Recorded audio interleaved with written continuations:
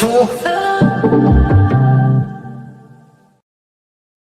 Good evening, good morning, good afternoon, wherever you are in the world. I hope you're good. I hope you're well.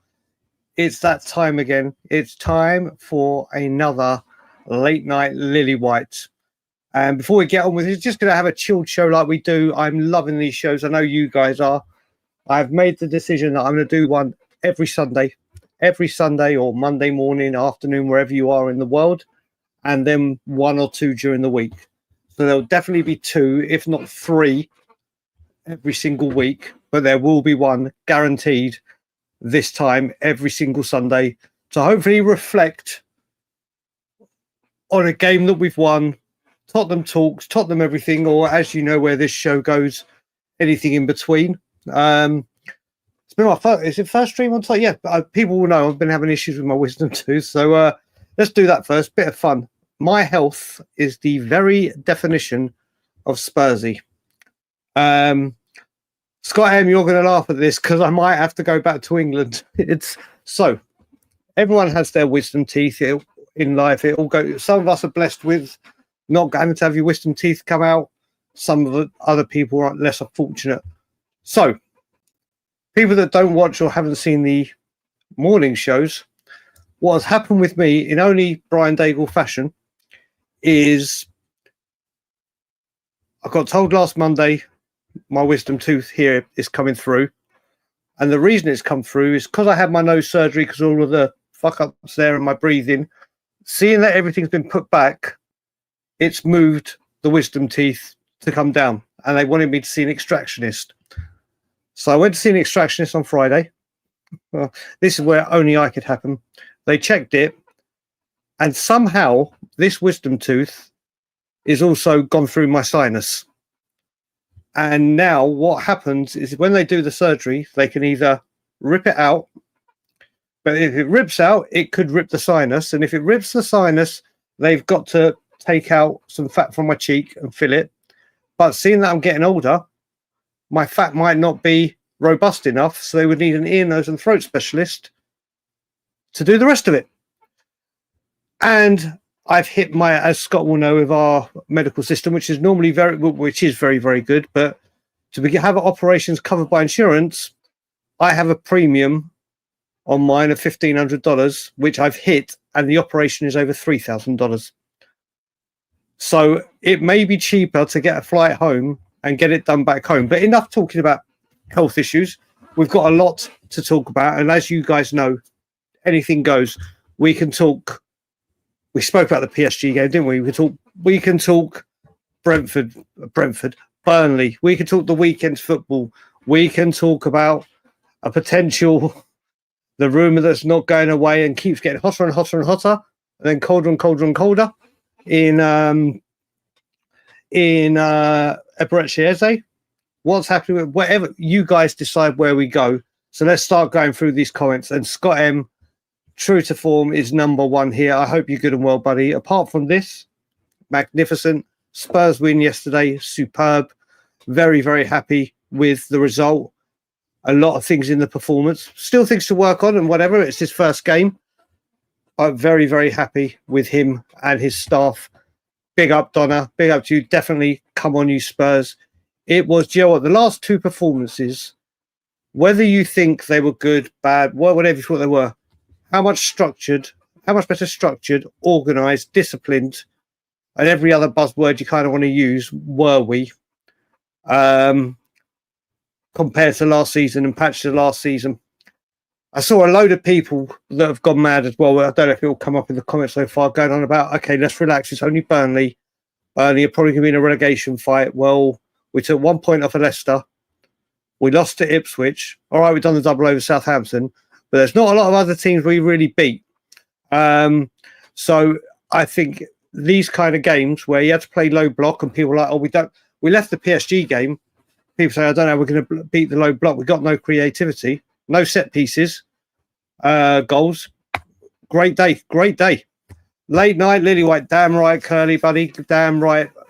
Yeah, if these two come in, if you just look at it, Curly and everyone, if we just look at this, it could be Richarlison, let's say Richarlison is number one right now for obvious reasons, then it could be Kudus, who, my good God, what a Premier League debut for us.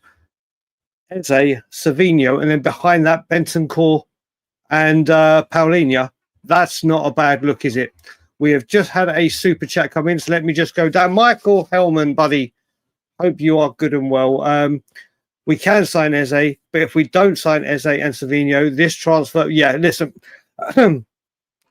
this one will be really, if we don't get either, both, let's say, well, both definitely, then this window will look very, very embarrassing, especially with the interviews he's done. Now the money's back on and whatever it is, they have got to sort this out. If they don't get at least one of these over the line, some serious questions and heat are coming their way. Has to, Michael, has to, because this is a thing. Do you know what? I think Odegaard. Do you reckon the people? Joe, let's have the first one.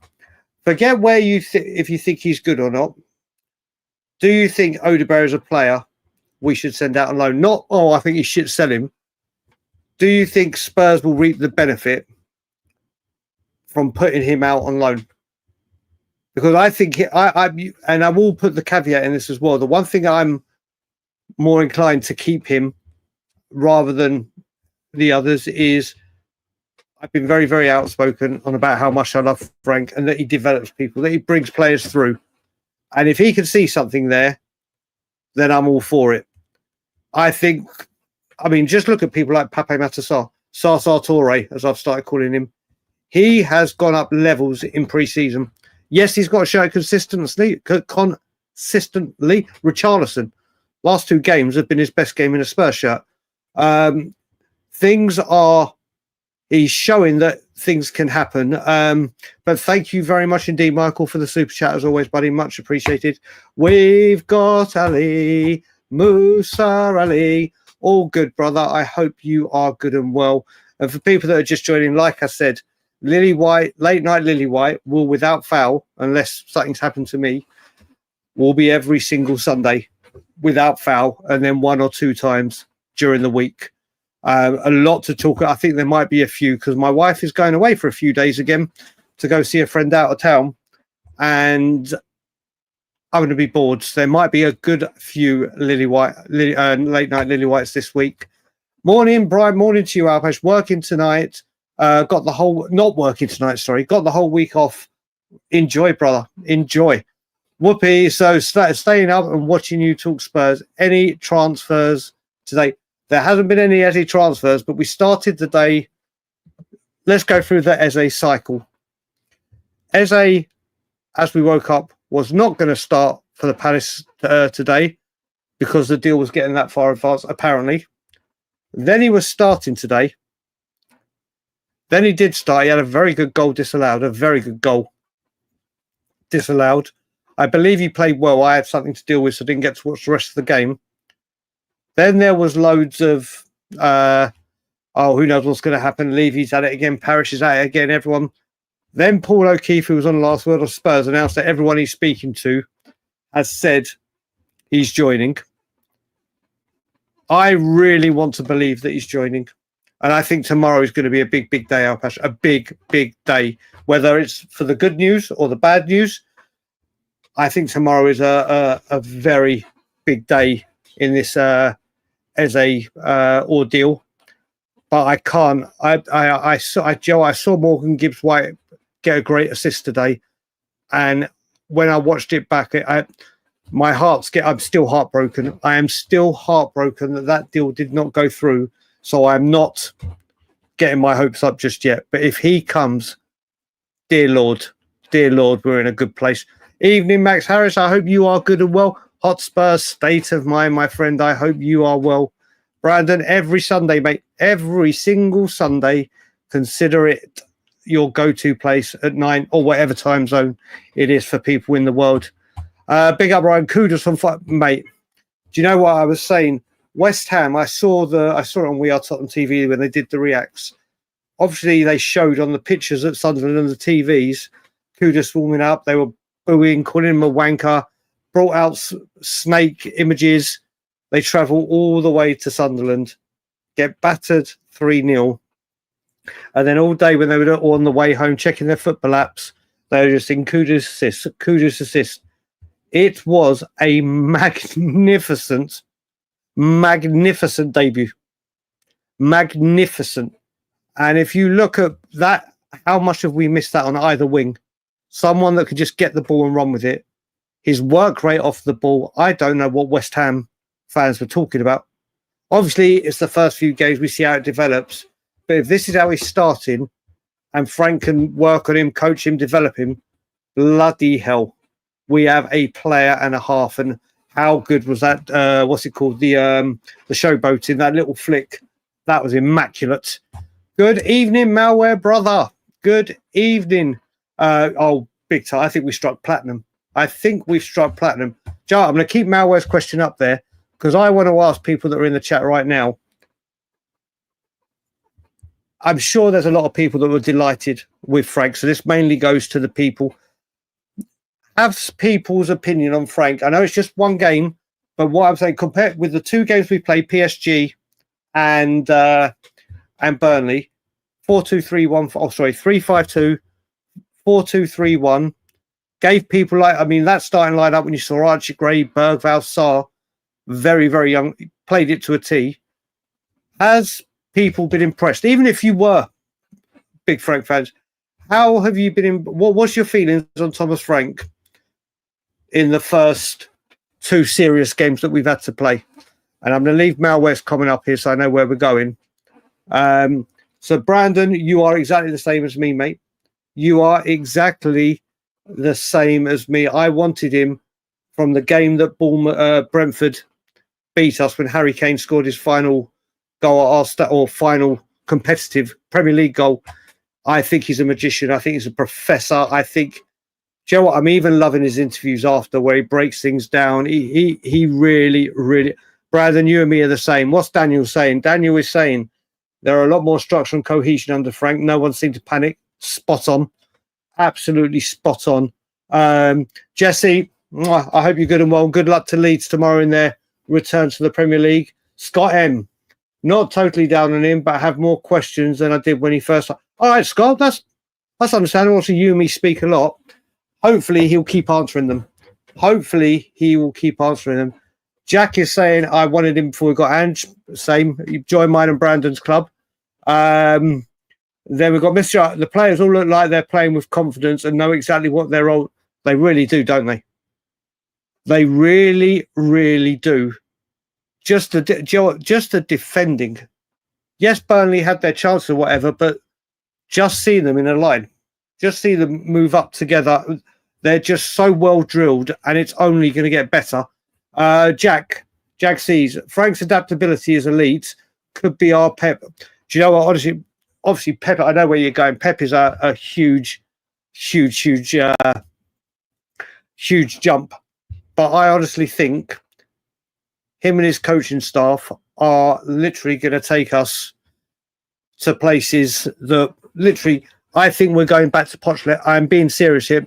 I think he elevates us past Poch. I'm being deadly serious with this. Obviously, he's got a lot of work to do. But if you give him an Eze and Savinho, and then if anyone else comes in, and the progress you're seeing with players already, my good God, it's going to be exciting. Michael has said the squad wants to be coached after crazy train handball. Frank, he really is. He really is. And you even heard Frank say Romero is training better than he ever has done, from people telling him within Spurs. The team just look together and they look organised. Honestly, I am so excited. And people think we're going to go to Man City and get. Well, I don't think we are. I'm actually saying I think we beat Man City. No joke. No word of a lie. If it had been Liverpool or Chelsea, I might say something different. But our way with Manchester City, and when we go there, I honestly believe we can get a win there. What's Bauer saying? I've seen more tactics in Frank's systems than I've seen in Ange. Well, do you know what made us like? I'm sure a lot of people felt it. We had more attempts in the first minute or first 2 minutes than I think we had in games near the end of the season. But you got to remember, Brentford had a period where they were just scoring goals non-stop. Non-stop, weren't they? They were just literally goal like that. Did it against us with Buemo. They kept scoring the early goals. Jaxie, Frank's adaptability. Joe, let's carry on with the Frank. How many messages did I miss out? Not many when we got to Frank. Not many. Oh, wait, let me just do some hellos and then we'll carry on the Frank train because I've seen certain people that I want to. So, first of all, big up to Archer. Big up to Daniel. Yeah, do you know what? Our medical system's going to take time, Scott. It's going to take time. You look at it now. Benson Core on the bench. Paulinho on the bench. Solanke on the bench. And not on the injury table. Obviously, we know the people that are. That was it was nice to see players of that quality on. Yes, it does need fixing, though. And you hear Frank talking about it, like how he's managing Richarlison's minutes and how they're going to keep an eye on it. By the sound of it, buddy. But you know what it was? I actually reached out to someone. I put it on my Twitter as well because I didn't want to come home and then find out how long is a piece of string. But thankfully, a dentist got back to me, or someone that works within the dentist sector and is giving me a lot of help. I can't see him in the chat, but if he comes in, he'll get a lot of help, praise from me. So he's seeing what he can find out for me tomorrow. Dietrich's brother, it will get better. It'll get better. It will do. I mean, well, Brentford had some bad injuries last season, and you're always going to get injuries. But the way we go through injuries has been horrific. Horrific. But then if you have players like Eze and Savino, you've got to remember as well, the quality drop that we've had from squad to bench has been so poor or so drastic that these players get overplayed and overplayed, and then they pick up the injuries. So hopefully the quality will help. Yeah, do you know what? Listen, Malware, I waxed lyrical about him last summer. I still think he comes good. We've seen it when players that Thierry Henry took time. I'm not saying he's Thierry Henry. No one will. It'll take someone very special to get there. But some players don't get in there straight away. But yeah, it was a sorry David. Do you know what? How many chances did Man U have? Man U just could not finish, could they? Sarr, but a bit Ing towards you, big up. I don't think I've seen you in the chat before. If I do, excuse me, and if not, welcome to Late Night Lilywhite and Tottenham on tour. Sarr Boy and Bergval, unsung engine. We are going to see. I think Bergval started off shaky, but he grew into the game more and more. And the audacity of that outside of the foot pass on the halfway line. If anyone intercepts that, you're bang through. He did grow into it. And Joe, what? Fair play to Frank for going, Joe, what? Gray, Sarr, Bergval as my midfield three. Not one, you could say Sarr is experienced, but a very, very young midfield.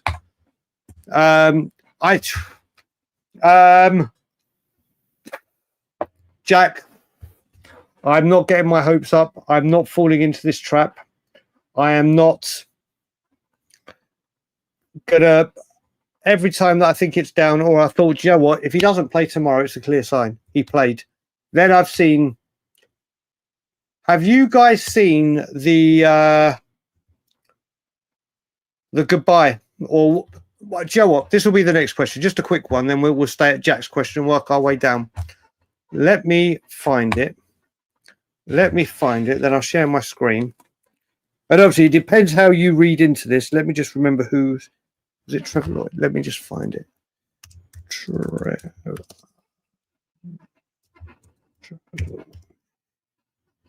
Whose account was it? 1 second. It was, yeah. Trevor Lloyd. I can always fuck up how to spell Trevor for some reason. T-R-E. V-T-R-E-V-O-R-L. There it is. I believe. Oh, for crying out loud. 1 sec, people. I will be with you.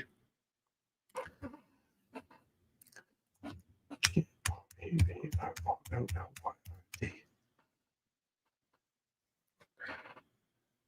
92. Why is it not coming up? LLOYD. That's why, you idiot. OYD. OY. There he is. Okay. Right. Let me share the screen now, ladies and gentlemen. And just very quickly with this one, just respond yes or no if you think this is a goodbye. 1 second. So this is at the end of the game. Okay, let's see if you can see it. Yep, you can. All right. So first of all, let me zoom in on the TV because I remember how you do this now. Right. And let's play the video. So there he is clapping. Then is the little thank you kind of now, just a show of hands, or not show of hands because you're not live with me. Just a show of hands. Do you think that is a goodbye, or people putting 2 and 2 together and coming up with 4? D-Trix, I wouldn't be so sure, buddy. I wouldn't be so sure. So let's have a look. Daniel, yes. Tony saying for once, leave doesn't hold the leverage. There is that. So I mean, Parrish is a bastard to deal with. Yes, it's a goodbye. He looked a bit sad. Listen, it's how you interpret it. D-Trix, what I will say, and I've learned this from Gibbs White, I wouldn't say we're not getting him because I think there is a genuine. This one, I think there is a genuine chance, but I'm not believing. So he's sad because he's heard his destiny. Big up, big up. Joshua was saying yes in his heart. Yes, but leave his check back. Says no as of now. Not a goodbye. 100% buy. Yep, that is a goodbye. Surely, that was a farewell gesture. I think it makes sense in the world for Levy to. We got a goodbye. Oh, Toxic. I thought you were saying goodbye. I was like, you haven't even said hello. Then I just realised. Big up to you. Oh my good God. Oh my good God. There is an absolute legend amongst us. You're all legends. One of my dearest friends out here in Canada and in life, Mr. Cody Mack. A special moment. Now I'm convinced more than anything it's happening. It was a goodbye. He's happening. We're going in Invincible. Big up, Cody, brother. I hope to see you at the yard sometime very, very soon. Corey D, big up. He's gone. Yes, he's signing today. When you say today, Alpesh, you obviously mean it's gone midnight back home. Unclear, but if pushed to answer, okay, that's fair.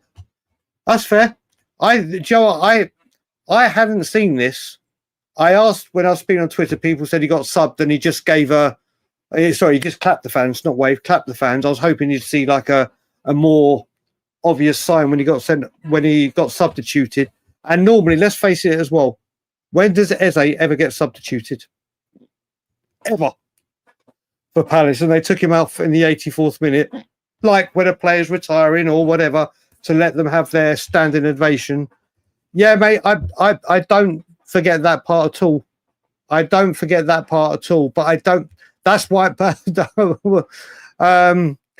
I don't exactly. I got heartbroken. And that's why I'm not committing myself to say, do you know what?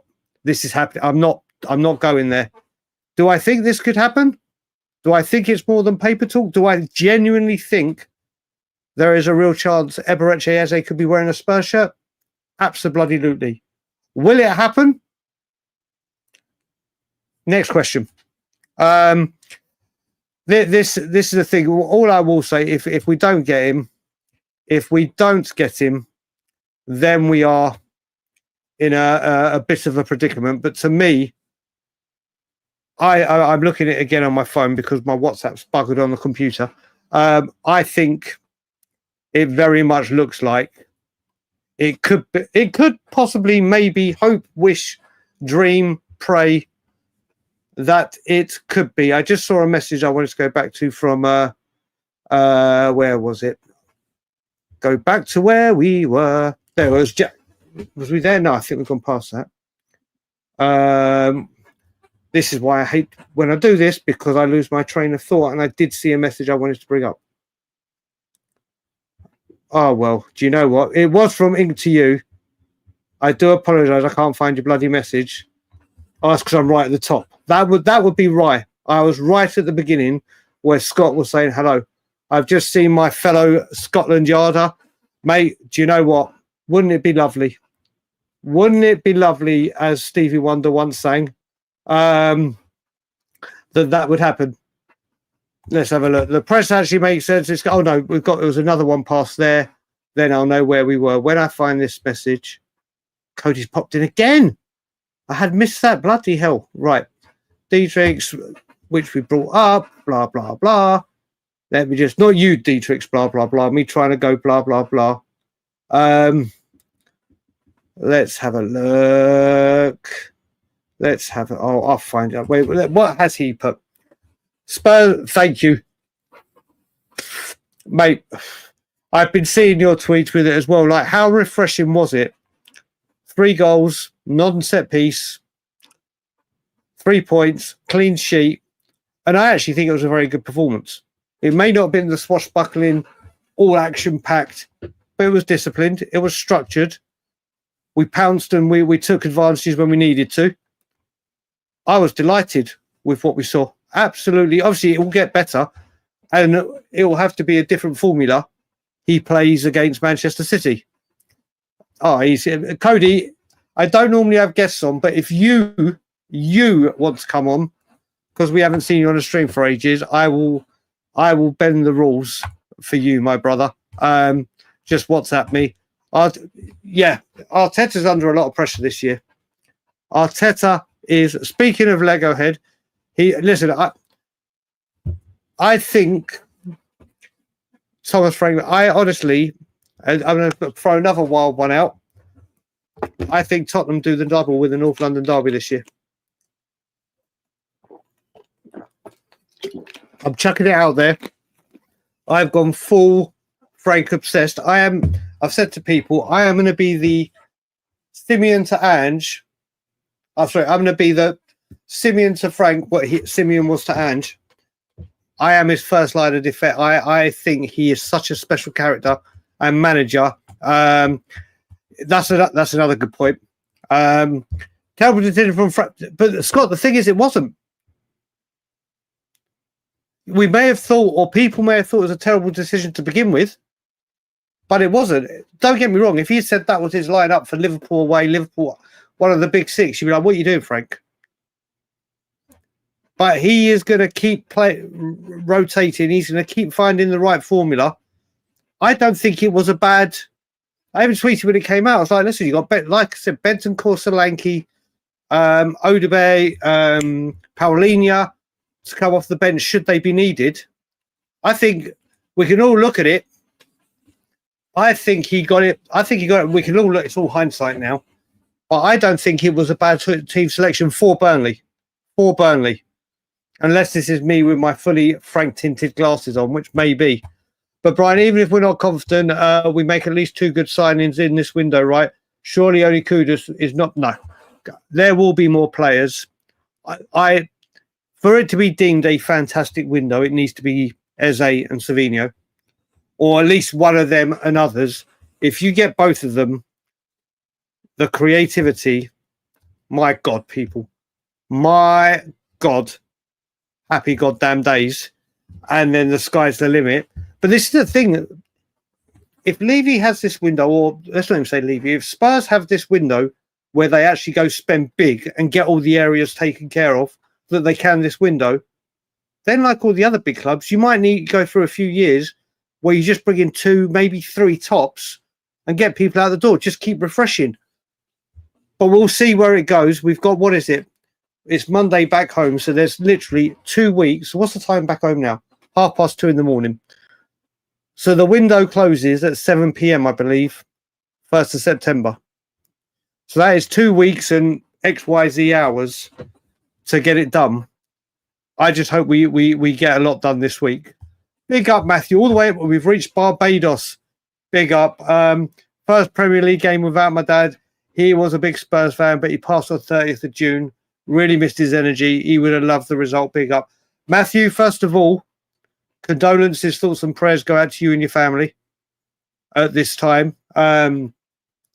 Obviously, watching football anywhere in the world, whether we're blessed to do it back home in England and the league we follow, whether it be me here in Canada, you in Barbados, people all over the world, watching football with your father is one of the best pastimes you could ever wish for. And at least he got to see a trophy. The final thing, the final important game, forget everything about it. I'm sure you were with him when he won a trophy. And now he gets the best seat in the house, mate. He gets the best seat in the house. But big up to you in Barbados. And like I said, condolences to you and your family. And I hope you are dealing with the grief and heartache better than you were, buddy. All the best to you. Where were we? Right, so now I've caught up. There's the, do you know what? All the message that I was looking for ages, and I said I couldn't find it. Guess what, people? All 100 of you, I found it. Big up, Brian. Been following you from California since your early days on We Are Tottenham TV. Eze is coming. Savinho is coming. FA Cup and fifth is coming.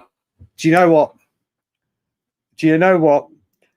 We have a saying from your lips to God's ears, but I'm going to literally have to change it from your keyboard and your fingers to God's ears. Because first of all, big up for all the support towards you. That means a lot to me. It really does. Do you know what? There are times when you get trolled a lot, me personally, or Stel, or someone, whoever. But when I receive comments like that in YouTube, or personally on my socials, or here, it's worth 1,000 of what those idiots do. So it means a lot. But yeah, I think tomorrow for me, Eze News is coming, brother. I think it is. Dietrich, what are you going to do if... Joe, Dietrich, I know you're still in the chat. If it does, what are you going to do? What are you going to do? At one point, one of these have to come off. And I think Arsenal are out of the water now. It is for Tottenham. Put it this way, this is for Tottenham to screw up. If this screws up, we've got a clear run at him. We need the player. We need the position filled. And obviously the springboard for success. I don't know what that was. Probably me trying to dive. We'll see. We'll see. So where did we get up to? Oh my God, that's where I said Cody was here. I missed all your previous messages, Cody. Sorry, brother. Okay, that's where we was. That's where it was with Scott M, I believe. It looked like it. Yep, it does. Ryan, you forget. Oh no, we've done that one. Oh no, we've done that one. We've done Curly's. Yes, Jack. This is real. This is real, and this is always the issue. But like I said, I got so hyper and convinced that this was Levy's wheelhouse for MGW, and then whatever materialised, whether it was Marinakis, whether we didn't activate all the parts of the release clause, it got messed up and it became a shit show. And I got so confident.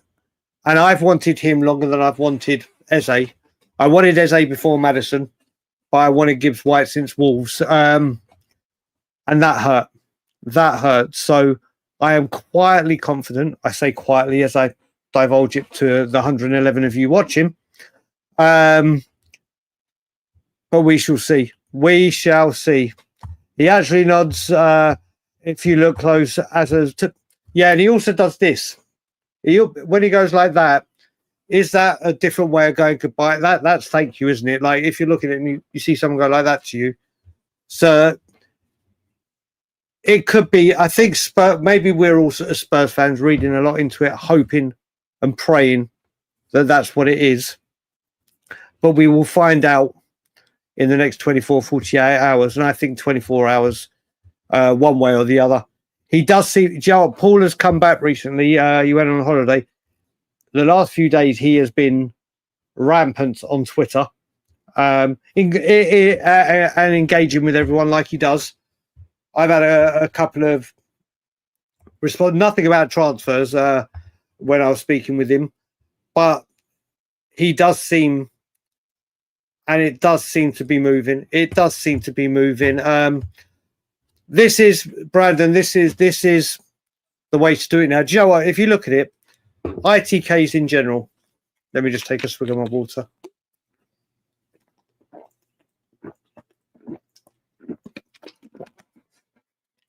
Scott, if you ever get to any of the President's Choice do flavoured waters, I'm on the peach one at the moment. They are terrific, terrific. ITKs, they have had a nightmare this summer. A majority of them, a vast majority of them. Obviously we know he gave the here we go for Morgan Gibbs White, but that went. The only thing I listen to now with Fabrizio is here we go. That's it, because it's the same thing he tweets 100 times a day. Obviously that's an exaggeration, but it's gone to the point where it's just too much. It's just too much where he just keeps talking, repeating the same thing, and not just for us. And it's just doing my head in. The only one or two I will listen to is O'Keefe and what's his name? Ornstein.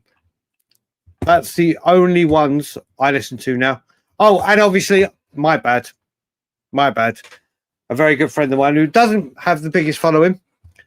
But Toxic, I always have a look to it. He puts it. So I do apologise, Toxic. I forgot about you. So I meant the big ones.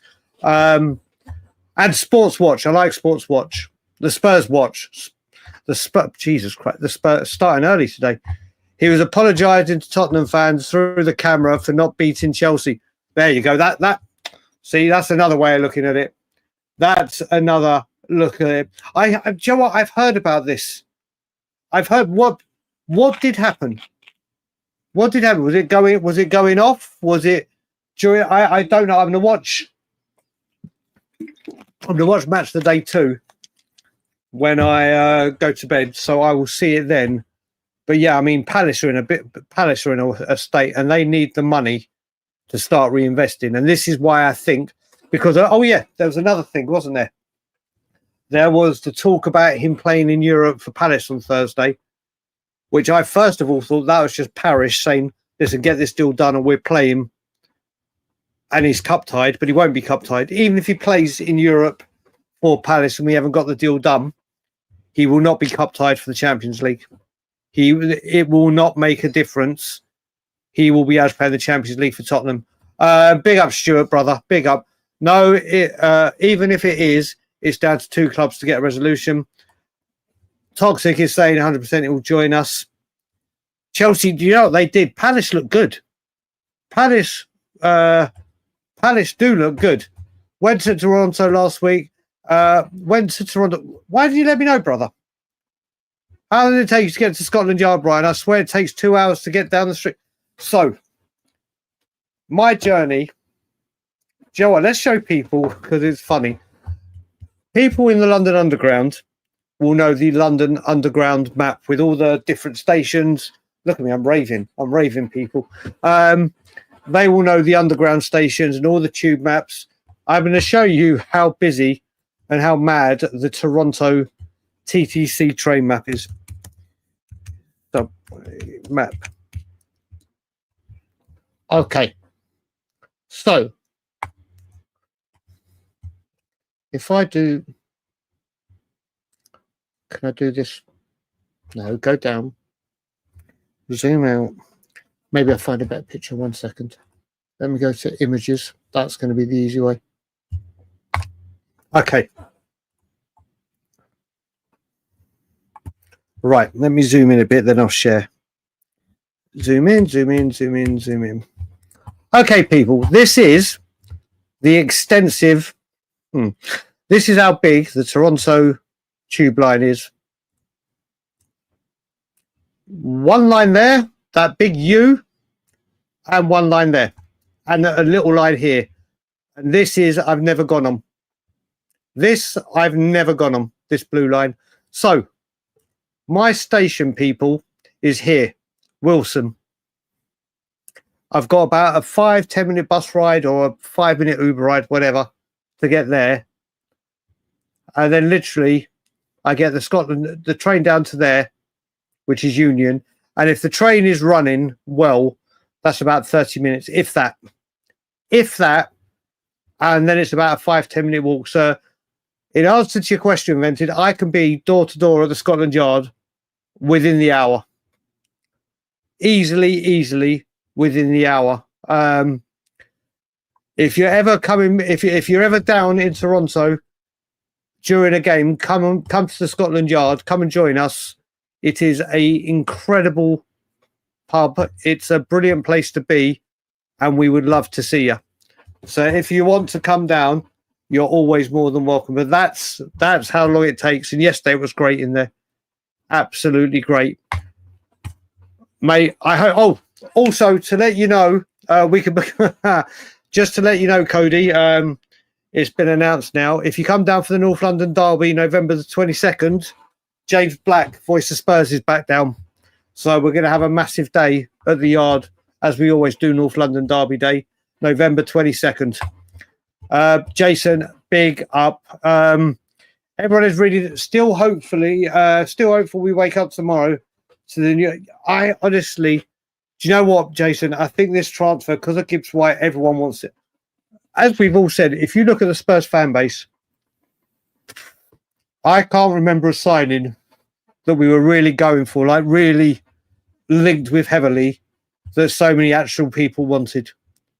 I actually can't think of one. Can you guys in the chat at all think of any? I'm going to scroll down to the bottom. I'm going to leave this one up so I can see it. Can any of you think of any player we have recently had or been linked with that would unite the fan base or make Romero, Richy? So big up Richy. I've seen Ellie in here, Swifty's in here. I can't believe Cody's still here. I am so happy Cody's in the building. Haven't seen him on YouTube for ages. But can anyone think seriously of a player? Oh, Dybala. Dybala was a good one. Should have got Eze before Maddison. I was like that, Curly. You and I are so goddamn alike.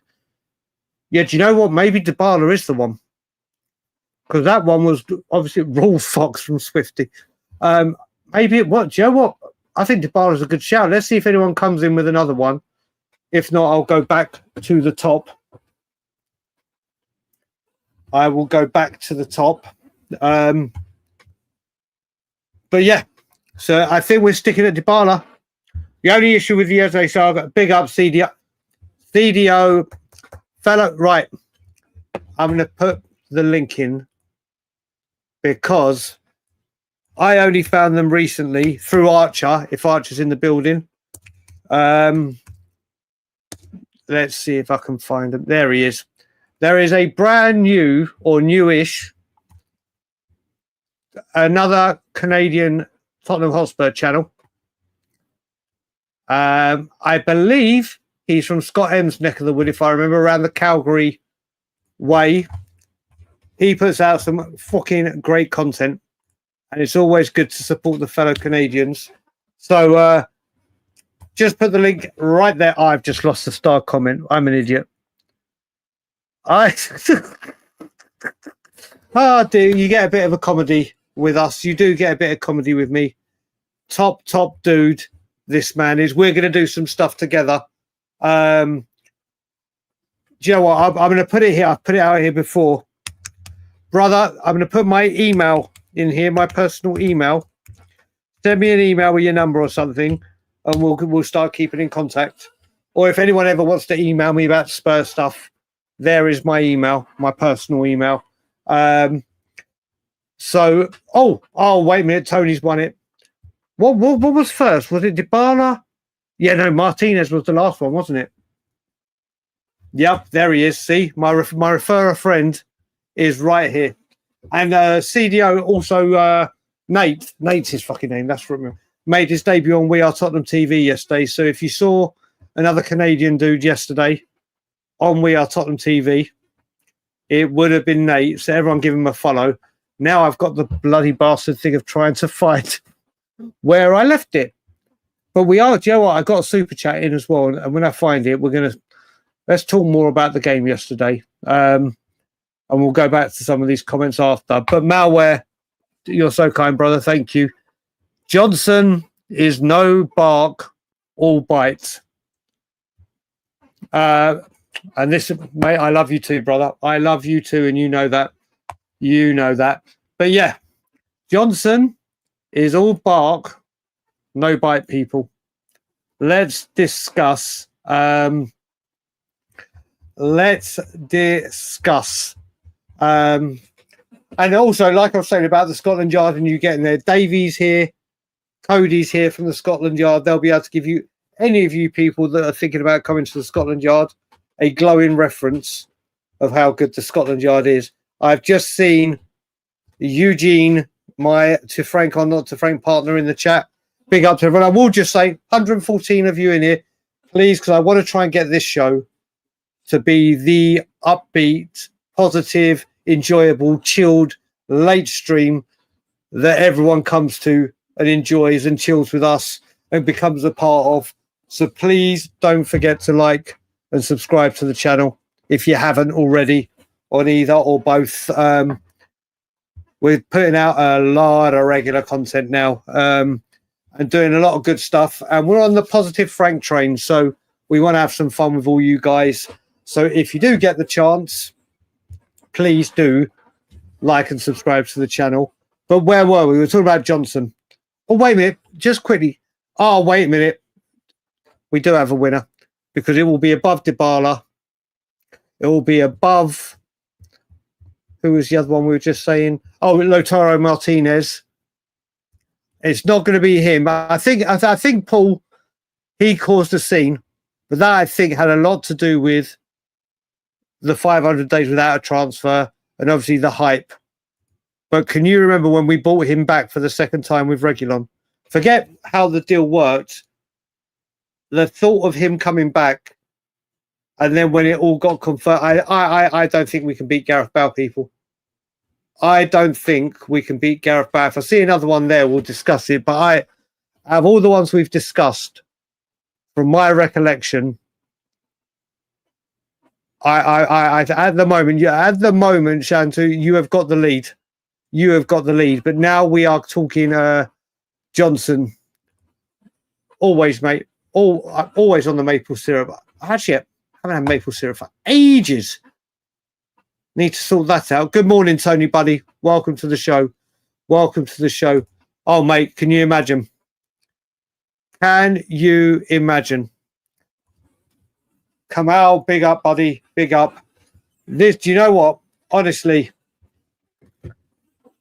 if Richarlison can stay fit, which obviously straight away is the biggest question mark of all time.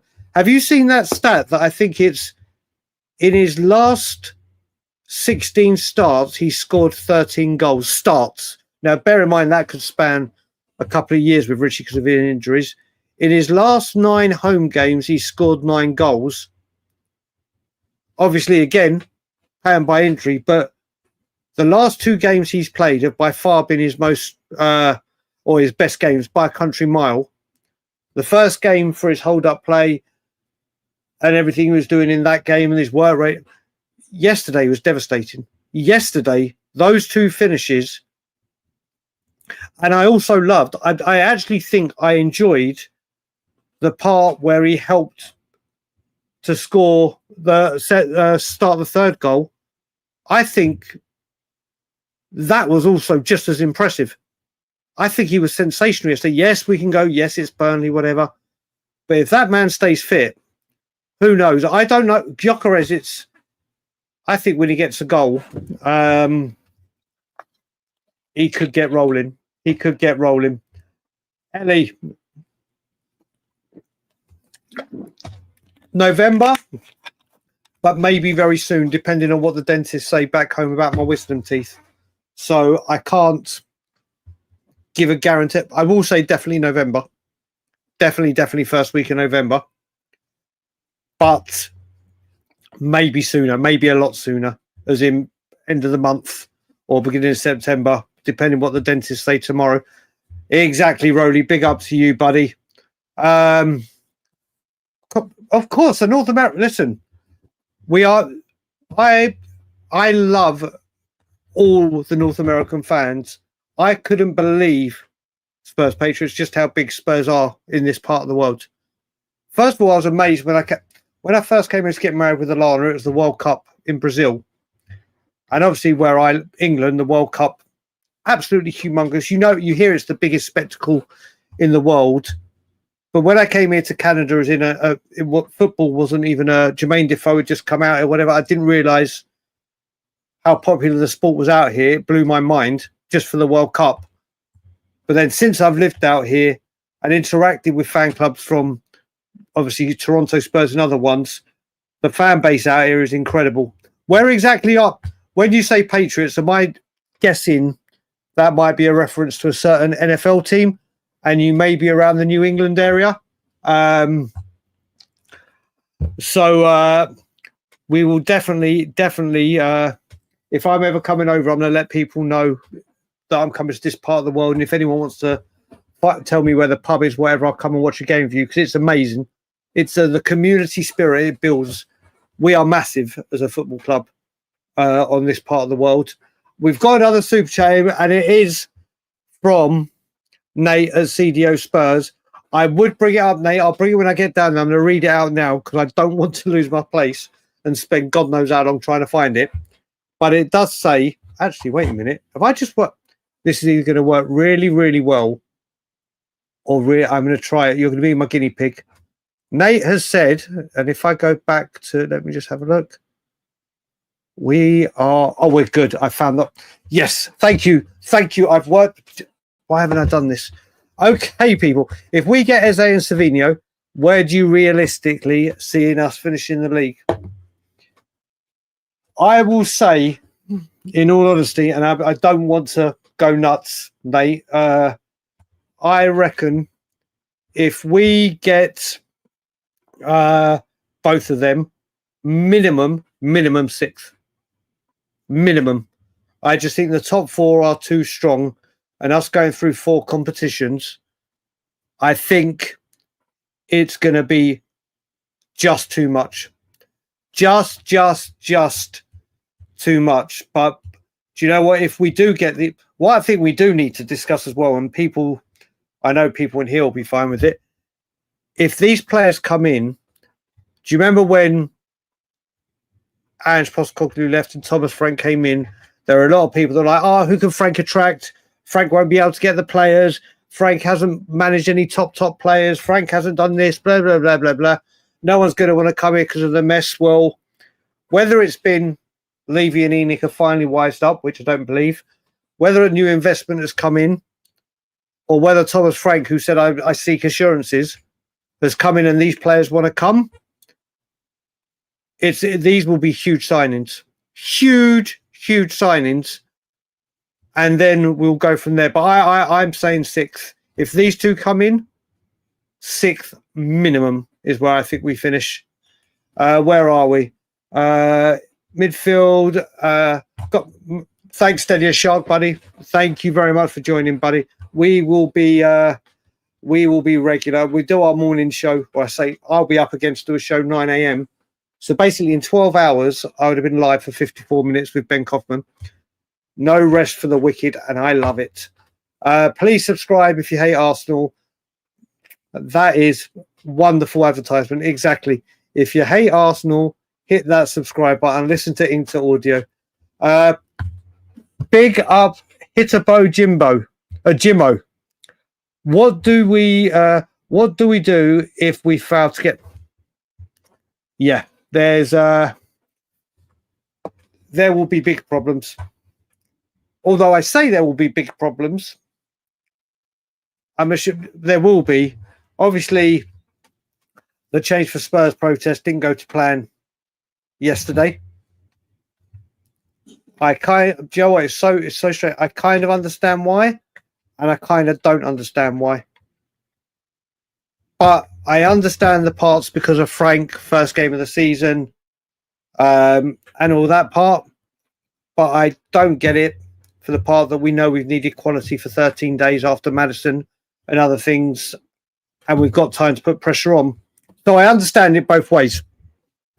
If I had been there, if I was in London, I'd be at the protest. But that's just because of who I am, what I've done, and how I stand on it. I've stood there when there's been 10 people, let alone 30, 50, whatever. But I kind of understand. I can get why other people didn't.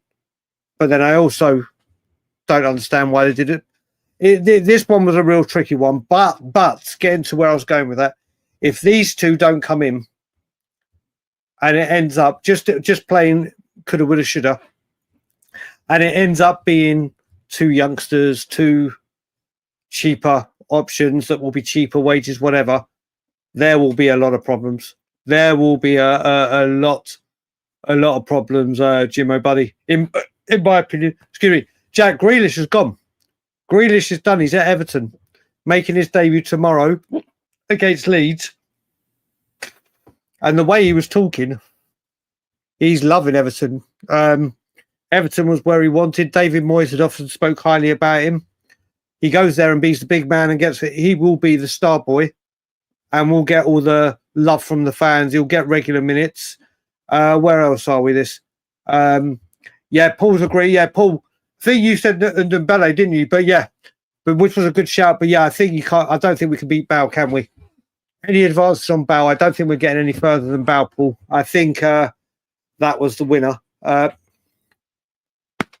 Brother, I hope you and the family are well. Listen,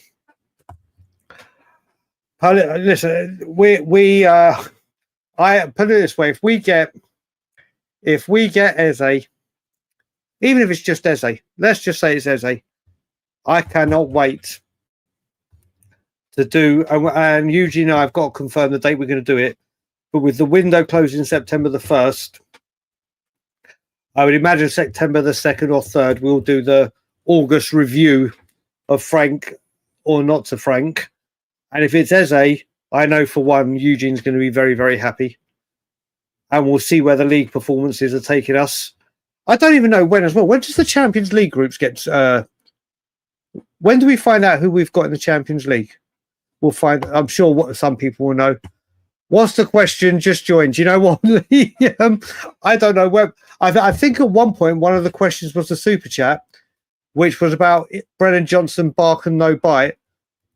What are we thinking? Seriously, I mean, I know he gets a lot of stick. I get the stick. Or that's not the right way to say it. I can understand why he gets stick because he doesn't do much apart from scoring goals. But he scores goals. I thought, personally, we would have seen a lot of Brennan Johnson playing off the striker in pre-season, and we would have seen a different side of him. Hopefully, have been banging in the goals, and then we go from there. Well, that didn't materialise, did it? He played on the wing. He wasn't very effective. I think we can safely say the right wing's place has gone to a guy by the name of Mohamed Kudus, and that is done, and it'll be emergency. Is he going to be... He can be a really good impact sub. But do you keep a player for an impact sub? Do you loan him out if they look at that way with an option or obligation? Do you sell him? And don't just say sell him because you don't like him. I can't see what we do with him. Hopefully he will improve. But yesterday he took his go. What a far post tapping, was it? Beautiful play by Richarlison. Beautiful play by Sarr. And a very good finish. Yeah. But you know what? He'd come to us, Malware, and he would be absolutely smashing it. But it could be the style of play as well. I mean, they've needed a striker for ages. They've gone and got him. And now it's down to what he does. Can we talk about defense? Do you know what, Michael? What would you like to... What are people... Do you know what? We're going to go down. I'm going to star it so I know it's there. Let me star it so I know where we are. I'm going to skip loads. People, do we reckon our defence is in one of the best places it's been? Let's not go crazy, but since peak Poch. So since Walker, Trippier, Vertonghen, obviously Toby, and then you had like Kevin Wimmer, obviously, and Sanchez, and who else did we have? And then Davies and Walker. Davies and Rose. You look at that defensive work that we've got right now. It's an area where obviously we were really struggling last season. Our defence was appalling. Injuries, inverted fullbacks.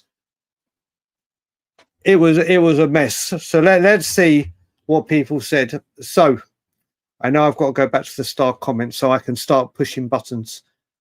Okay, Thursday. There you go. Cheers, Tony. Cheers, Tony. I didn't know that. So Thursday. So what's that now? That's a week Thursday, isn't it? A week Thursday, we find out. Mate, Abdul, my brother, where the hell have you been? Where the hell have Cody's popped up? You've popped up?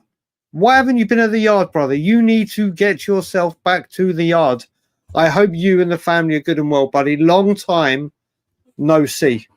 So where were we? We were talking about the defense. So we have got wow, you've got what in the Premier League? We'll go up. Okay, so when you say we'll give up 20 plus less goals this season, I think you mean we'll concede 20 less than last season, not we'll concede less than 20 in the league full season. Well, I hope it's Destiny. Big up, yup. A very good friend of mine. A very good friend of mine is in the building. I hope you are good, Bill. I hope you're well. Josh has gone 100%. Scott's gone, yes. By a mile. Scott's let's have a look. What are 100%? We have speed, aggression, discipline, intelligence. It's a good way to put it. Michael, I love this dude. I absolutely love Kevin Danso. And do you know what? Out of all the things, obviously, if he'd gone to a 4-2-3-1, he's going to pick Destiny and VDV and Romero. And Romero's passing was a little bit wonky in the first half, but I think this guy is. Don't worry, we're powering through it. We'll go through this, mate. We've only got 1 hour. Fuck that, we've got ages to go. Danso, I think is brilliant. Honestly, I love him. We have the best centre back in the league, along with Danso, Van der Ven. Wait, we have the best centre back in the league, along with Danso, Van der Ven, Romero, Takai. So who is the centre back you are talking about? We have the best centre back in the league, along. Are you talking Radu? That might be me misreading that, Destiny. Obviously, I'm calling you Destiny because I can't say THFC doggy 13 each time. What else have we got here? We need another fullback. Do you know what? Jason, I have said this for ages and ages and ages, and I completely agree with you. But the only way I'm thinking about it, a lot of the time we're saying we needed a left back. It was a left back. There's only Destiny because we bought Spence. I can't be the only one. Well, I know I'm not the only one. I think Spence is 10 times the left back than he is right back. The only thing he needs to improve on at left back is his passing because he keeps cutting in to obviously use his right foot. But I think on the left, seriously think on the left that Jed Spence is night and day better than right back. That was big, Rowley. That was big, but that wasn't as recent as Bale. And I think Bale coming back because of social media and everything was a million times better. Mate, if we get this guy, Eze and Savinho, 100% once the window closes and before January, Spurs announce the naming rights of the stadium or a new sponsorship or a percentage of the club has been sold, because there is no way that Hincapié, Eze, Savinho, we won't count Danso until Paulinho and Kudus have come in on the back of this window without him. There's just absolutely no chance whatever. This guy is the real goddamn deal. He is incredible. He is incredible. So you've gone. Yeah, but as we said, Alpesh, I think Spence is that cover. I think we need a right. Do you know what? Let's look at it that way. If it was a right back, we look at it. We've got Porro, who I adore, my second favourite player, or top favourite, along with Van der Ven. And then you've obviously got your Archie Gray you can put there. So if we could sign a right back, people, if we could sign a right back within reason, obviously. Hincapié, well, actually, you say that. Hincapié comes in, he can play left, Spence will go right. But on the basis that Hincapié doesn't come in, and we do go for a right back to keep Spence at left back, who are we thinking?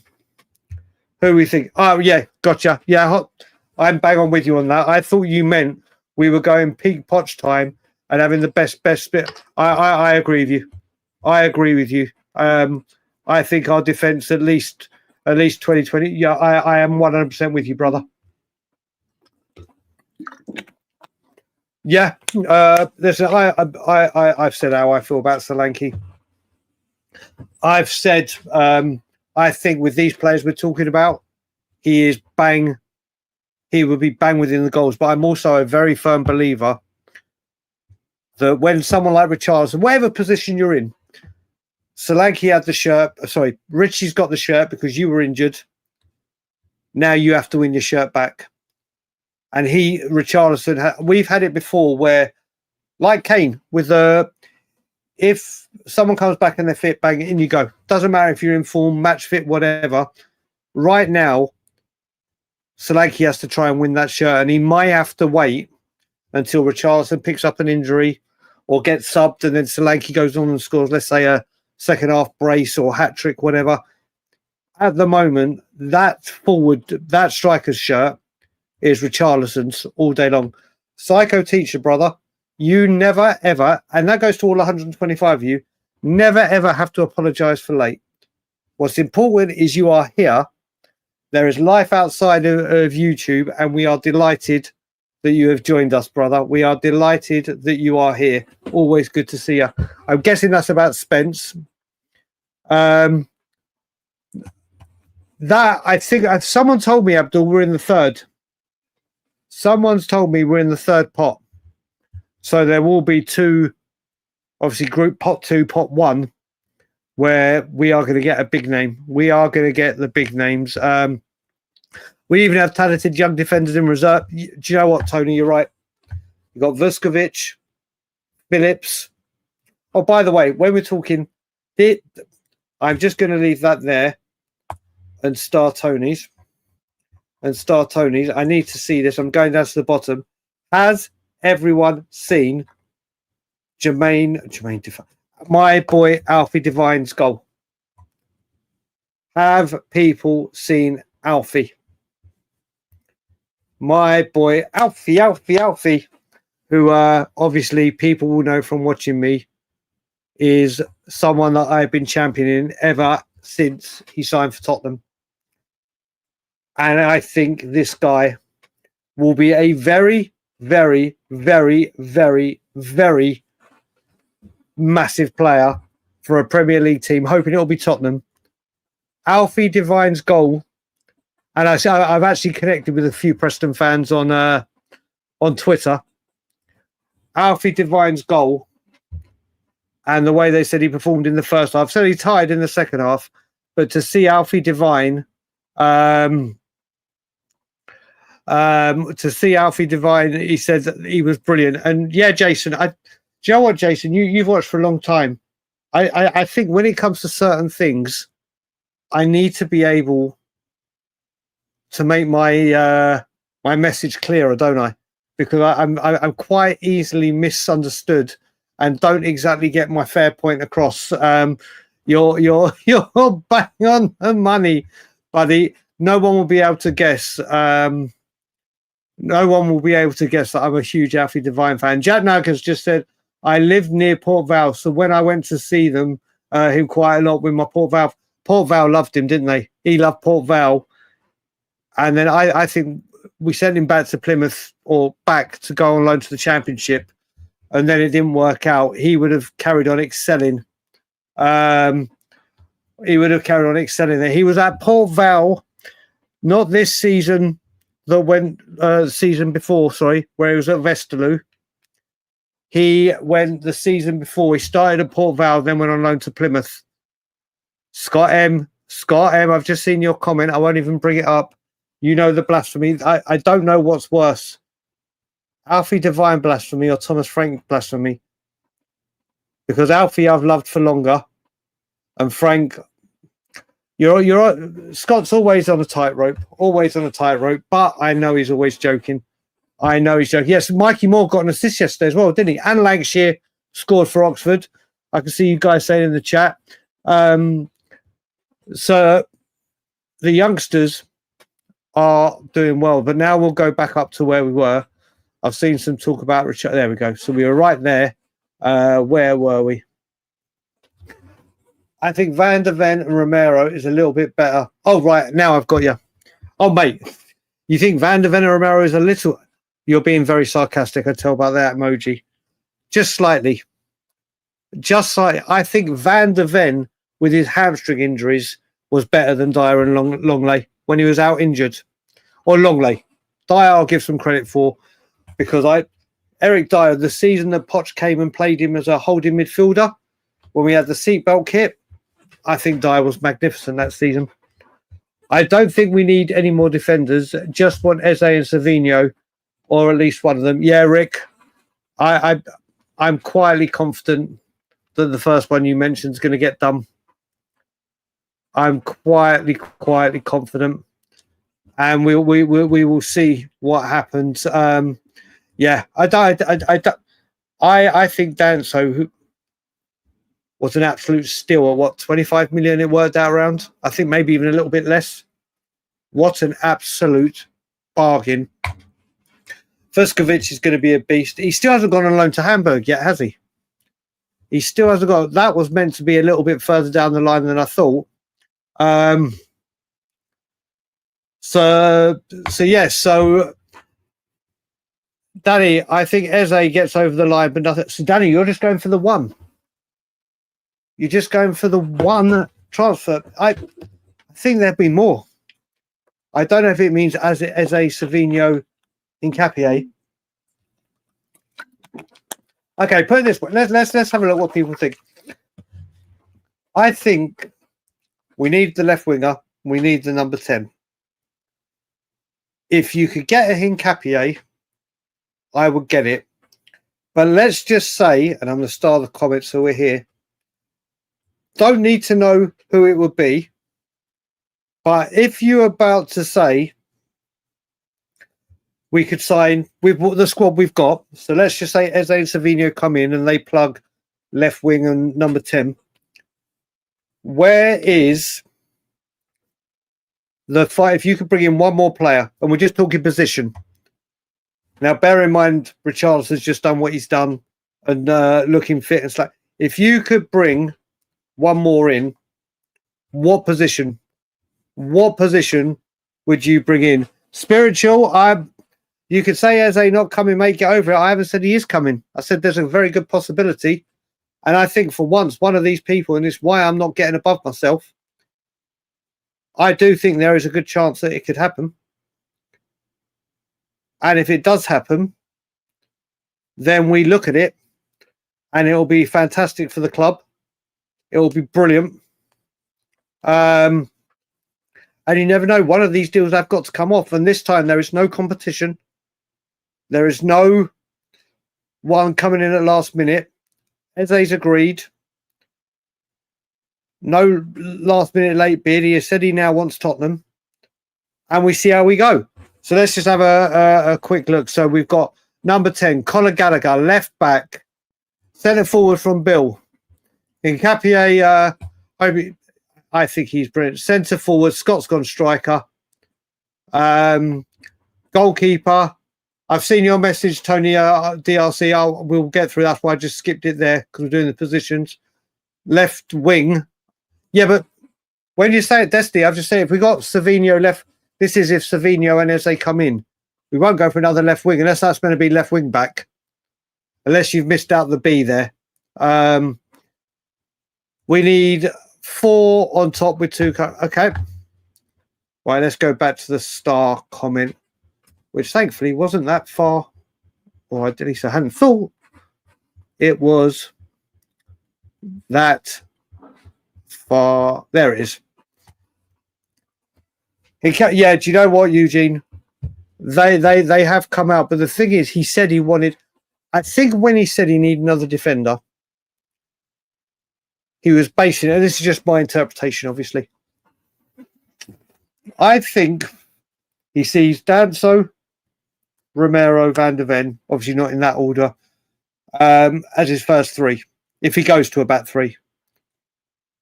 Dragusin is weeks or months away. Then it's Davies and the fullbacks. So does he want one in just based on if Dragusin takes longer or Van der Ven or Mickey pick up an injury, which let's pray to God they don't. So I can see why he said it. When you look at it that way, I thought it was a bit weird because it's the one where we start. I do understand why I said it, but I do think a striker is more important. But Richard, and I saw a comment that I think we'll get to shortly. I was an absolute certainty. Get rid of Richarlison. Can't trust him. Can't stay fit. When he does stay fit, he can be a handful. But it's keeping him fit.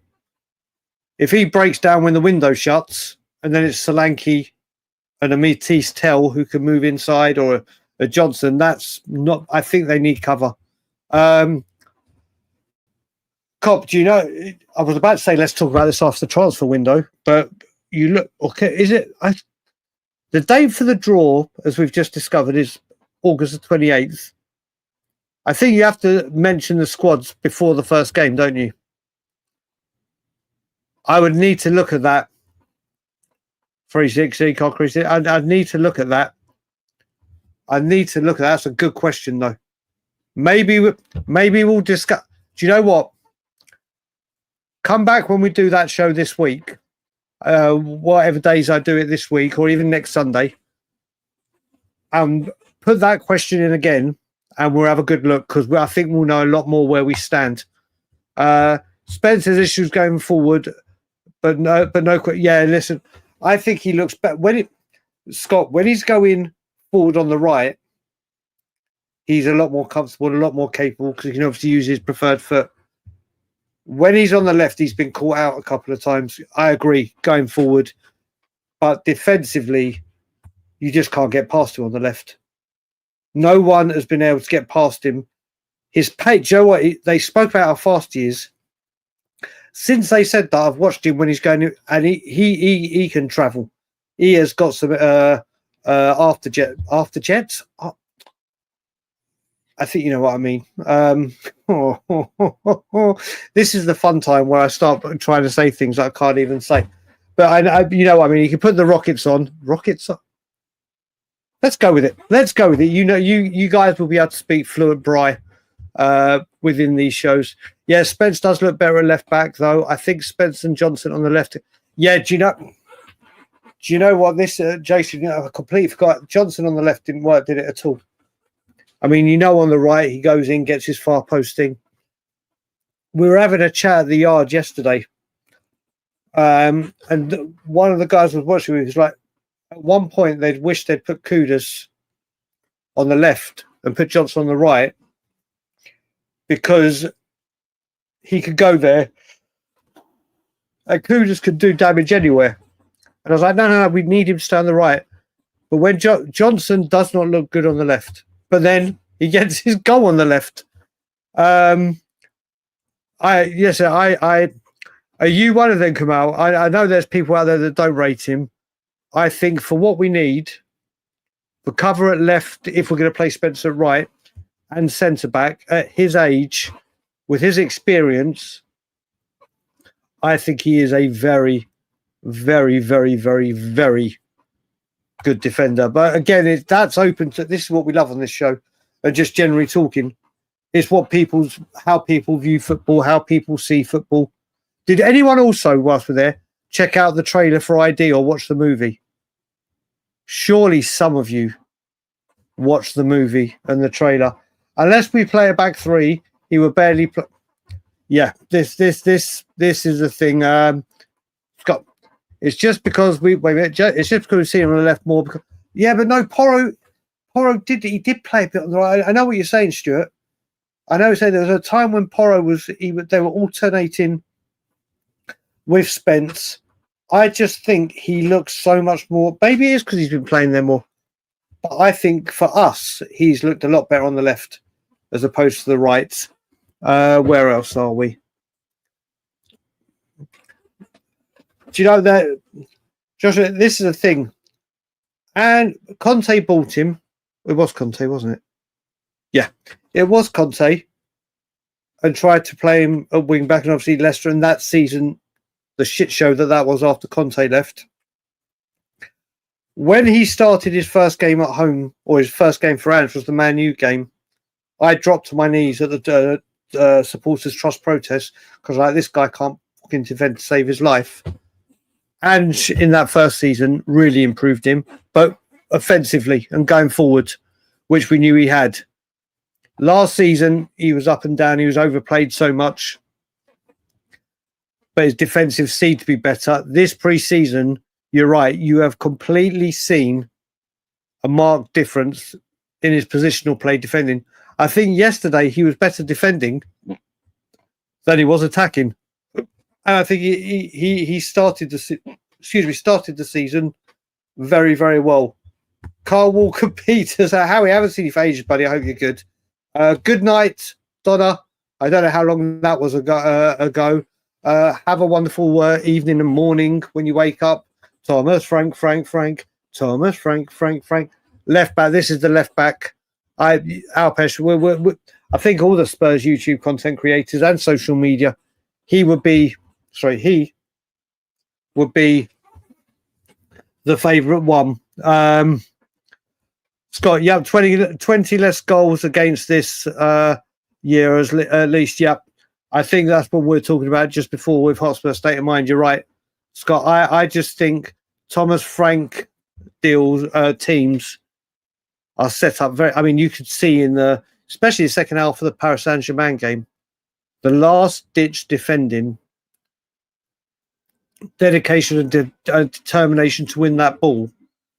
Just in the 5 weeks or 6 weeks Frank had him was insane. I could big up Abdul. Like I said, you need to get to the yard. Where have you been? Listen, you can see everyone at Chelsea, can't you? You could technically see everyone at Chelsea. It's been a big loss to him, Colwell, hasn't it? I hope he doesn't end up there. Because that would put any chance for us to ever getting him. Excuse me. Don't worry about me, Yordid. We're still going strong. I haven't had a coffee, though, which is good because it took me ages. We are close to having a...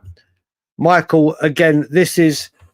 Joe, I think we had it last year, but we just had a manager that wouldn't do it. Honestly, I think there were ways to tinker that squad and mix it and match it a bit. But obviously, we knew what happened later on in the year was out of his control because of the injuries that were in his control. But especially if Eze, Savinho, Kudus are there, you can rest. Can you imagine those two on the bench for a game? Two of those three, and then if they need a bit of a chat, the bench could be extremely strong for us. Like we've seen recently, we've had two goalkeepers, a youngster that was never going to get on the pitch. And we've just had we've had like a squad filler, haven't we? We've had substitutes on the bench that were never going to come on, but they were just there to make the numbers up. If the players that we are linked with come in, and it relegates, and obviously minus outgoings, and it relegates those first teamers currently, there could be some huge strength in depth at this football club. Sorry, I've just got a WhatsApp message. Let me just check. Okay, I thought it might have been an update. It's not. Mate, Eugene, I saw Morgan Gibbs-White's assist. Haven't seen a lot of the game. It hurts. It hurts. And do you know what? What has annoyed me with Spurs and the way we've gone about transfers is they've started their home game of the season. Amari Hutchinson and McAtee are two incredible signings for Nottingham Forest Football Club. Incredible. And since the Morgan Gibbs-White news fell apart for us, they have gone from strength to strength. And we have brought in Paulinho, who on Wednesday was incredible. They are exceptionally good bits of business. Exceptionally good bits of business. And they did look, from what I'm hearing, very good. But it was painful for me with Morgan. And it will be for a while. Richarlison is the kind of striker that benefits from playing with skillful attackers that retain the ball and create chances for him. Oh, mate. Ariel, this is so spot on. This is so spot on. We were saying last season as well. This is the problem that I was saying we had with Solanke last year. For a striker to stay in the penalty area and be ready to receive balls into the box and everything, because that's what he's good at. And not only did we not bring a player that could get the ball into him, he had to keep dropping deep to get everything. Whether you believe he's good enough or not, that was not the reason we bought him. That was not why he bought to come in. And I think Solanke can do very, very well if he gets his place back. But Richarlison, there's no doubt you see a difference with him. And look at that relationship with Kudus already. You got to love those partnerships where there's hardly been any work and they just find each other. I mean, he took his first goal. The movement away to get the shot off was great. The second goal was just World Cup-like. Forest is more likely to finish above us than go down. Yeah, I mean, I can't see in any world Nottingham Forest go down. But I do see us. Can you imagine if it goes down to the final day of the season? To get, let's just say Europa League, or maybe even push for that fifth spot. Europa League, 6th or 5th. And it's between us and Forest. Whoever wins gets it. And we get it and pip them. I mean, my dream was Forest go and get relegated, Scott. And then we go, right, you wouldn't sell Morgan for 60. Well, now we're taking for 40 or 30. And then I would have just laughed. But yeah, Forest, from what I'm hearing, and I feel so sorry for, I'm so worried for Brentford. I am so worried for Brentford. Yeah, do you know what? This is the thing. Do you know what, Terry? This has become the thing now, hasn't it? I think 60, 70 million pound has become the new 35 to 50 million pound signing. The way these numbers keep going up is insane. And it's about commercial revenue and everything. He will bring, obviously, a lot of fans with him from the Far East, which, fine by me, and the revenue it pumps. He is a very good player. He is a very good player. But this has just come out of left field. This has just come out. I don't think there is anything to it. So, yeah, Jack, we answered that. Not the season just gone. The season before, from August to January. Then he went to... would you take a Gallagher? Oh, my God. The Gallagher rumours that started last season. I don't like Conor Gallagher. I think he's a very good player. I don't like him. Maybe it's the Chelsea roots. I loved him at Crystal Palace. There's just, you know, when there's something about a player, you can't put your finger on it. Maybe it is the Chelsea roots. As much as I didn't want him at Spurs last season under Ange, I could see exactly why Ange wanted him. I can see that's the type of midfielder that's all out energy. Or I just can never see this happening. And I think you look at the midfield at the moment. You've got Paulinho, Bentancur, Sarr, Bergvall. Yes, we need maybe another. I think midfield. I literally think it's forward line that needs to be looked into, and a fullback at a push. Yep, we said that. You saw Rangers match and Mikey Moore was... Yeah, they seem to be, don't they? I saw he got an assist yesterday. And it's going to be a very good loan for him. If these loans work out well with obviously Alfie, Preston, and they have a good record of nurturing players at Preston. Obviously, Mikey at Rangers. You got Donnelly and Phillips at Stoke. You got Ajay doing very, very well. I think it's I always get it wrong. Doncaster or Darlington. I'm sure it's Doncaster. He's been doing very, very well. It's good to see the youngsters doing well and the loans go. I am very surprised. Does this say more about our youth team or more about the managers that West Brom? I mean, we don't know if they have or haven't. The West Brom with Mason or Birmingham with Davies haven't come in for a Spurs player. Whether that says they don't think they're good enough for the Championship or they just can't get the deal together or whatever, or maybe they went for some of the ones that have gone already, but they chose other areas. It's a strange one. Oh, Ellie. I've seen some West Ham fans going nuts for a club that didn't care. Listen, when we lost a certain player, which I don't really want to, went to down the road for free. We did take it personally. We were hurt. We made a big deal of it. Not, I don't care. He can go whatever. West Ham just threw him out the door. The fans, he's shit. He's this. He's that. He's that. Waste of space. He's a snake. He's only good for 1 year. Well, for someone that seems to be happy they left he's left the club, they are pissed off about it, aren't they? And when we go to West Ham away, you just know. Can you imagine if he does that showboating at West Ham? I think we're going to see a Kudus masterclass at West Ham. And if he does score, do you reckon he's the type of person that will celebrate the goal and go and do his sit on a chair just to rub it in? Do one of those. It's kind of got that Percy scored against Arsenal for United, or Adebayor scored against Arsenal for Man City, or, and there's been some bad blood and you just can't help but celebrate it.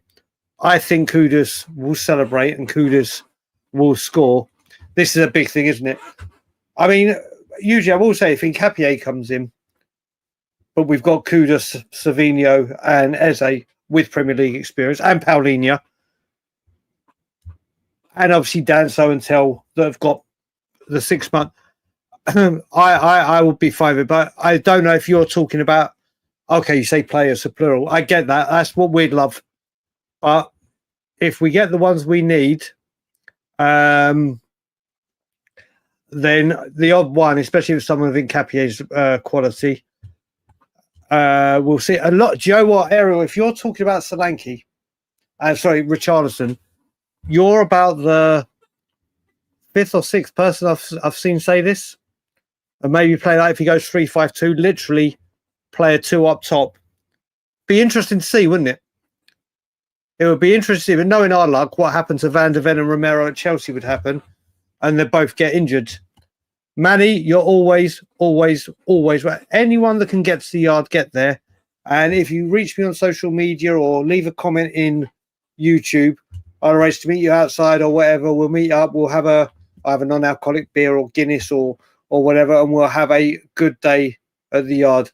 Terry is agreeing with Eugene. Malware, big up. That's a big one, Malware. And do you know what? I see the resemblance in the impact, the position. He was incredible for Liverpool, weren't he? But good night, Malware. Probably see you in the morning show, buddy. Let's have a look. What other we got? Let's have a look. He was come out that season. I really think he was really, really good. I really, really, really think he's good. Let's have a look. What's Scott saying to Ellie? He is what Arsenal needs to compete with City and Liverpool, but now worried if they leave Martinelli on, even Gyökeres might not be enough. Let's all laugh at Arsenal. What am I meant to be hearing? Oh, wait a minute. What's Kamala said? What's the wind up? If it is Alfie, oh, you're talking about the Alfie Divine release fee. Yeah, no blasphemy. Listen, that's maybe I subconsciously left it out because I don't deal with Alfie Divine slander very well. I take it very, very personal. Maybe she's talented but risky. Maybe 45. What? But risky. Oh, 45. Well, for a minute, I thought you were talking about bloody age. I was like, we're not signing a Premier player at 45 years old. I was like, not even. We won't be doing that. We were about to sell Richardson for a bag of balls, and then yesterday, yeah, exactly. Spurs Patriots. I think. Do you know what it's been with Richarlison? I remember the first season with Ange, around Christmas time, New Year time, maybe even January, February. He was scoring a goal either every game or 3 goals in 3 games, miss a game without scoring, back amongst the goals, and then guess what? Injured again. If he can stay fit, him and Sarr, without a doubt, and obviously with Sarr you can go pre-season as well. With Richy you can only go PSG and yesterday.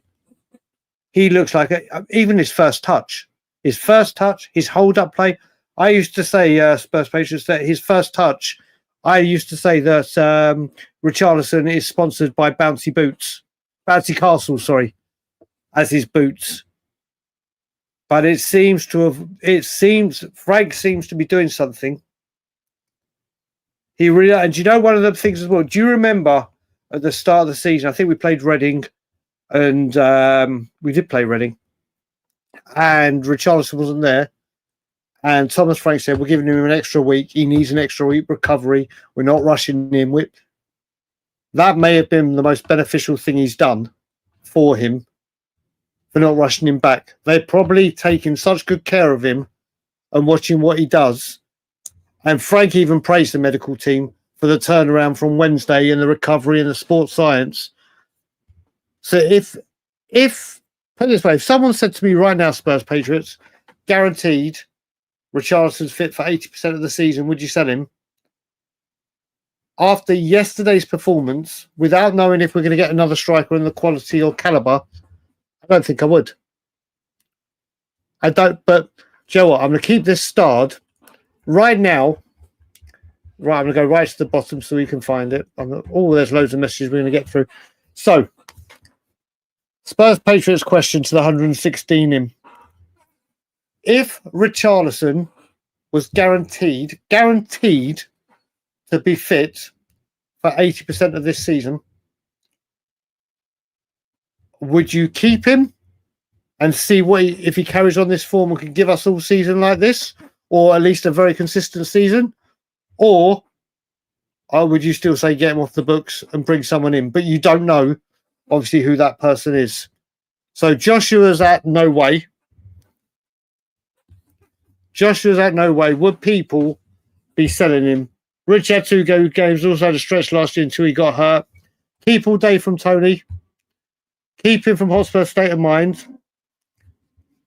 Keep him with 70% fitness. Kamal, normally in an auction we go above. He's going lower than me.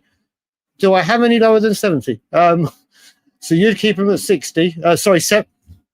70, Kamal. We've got Mr. Joshua, keep.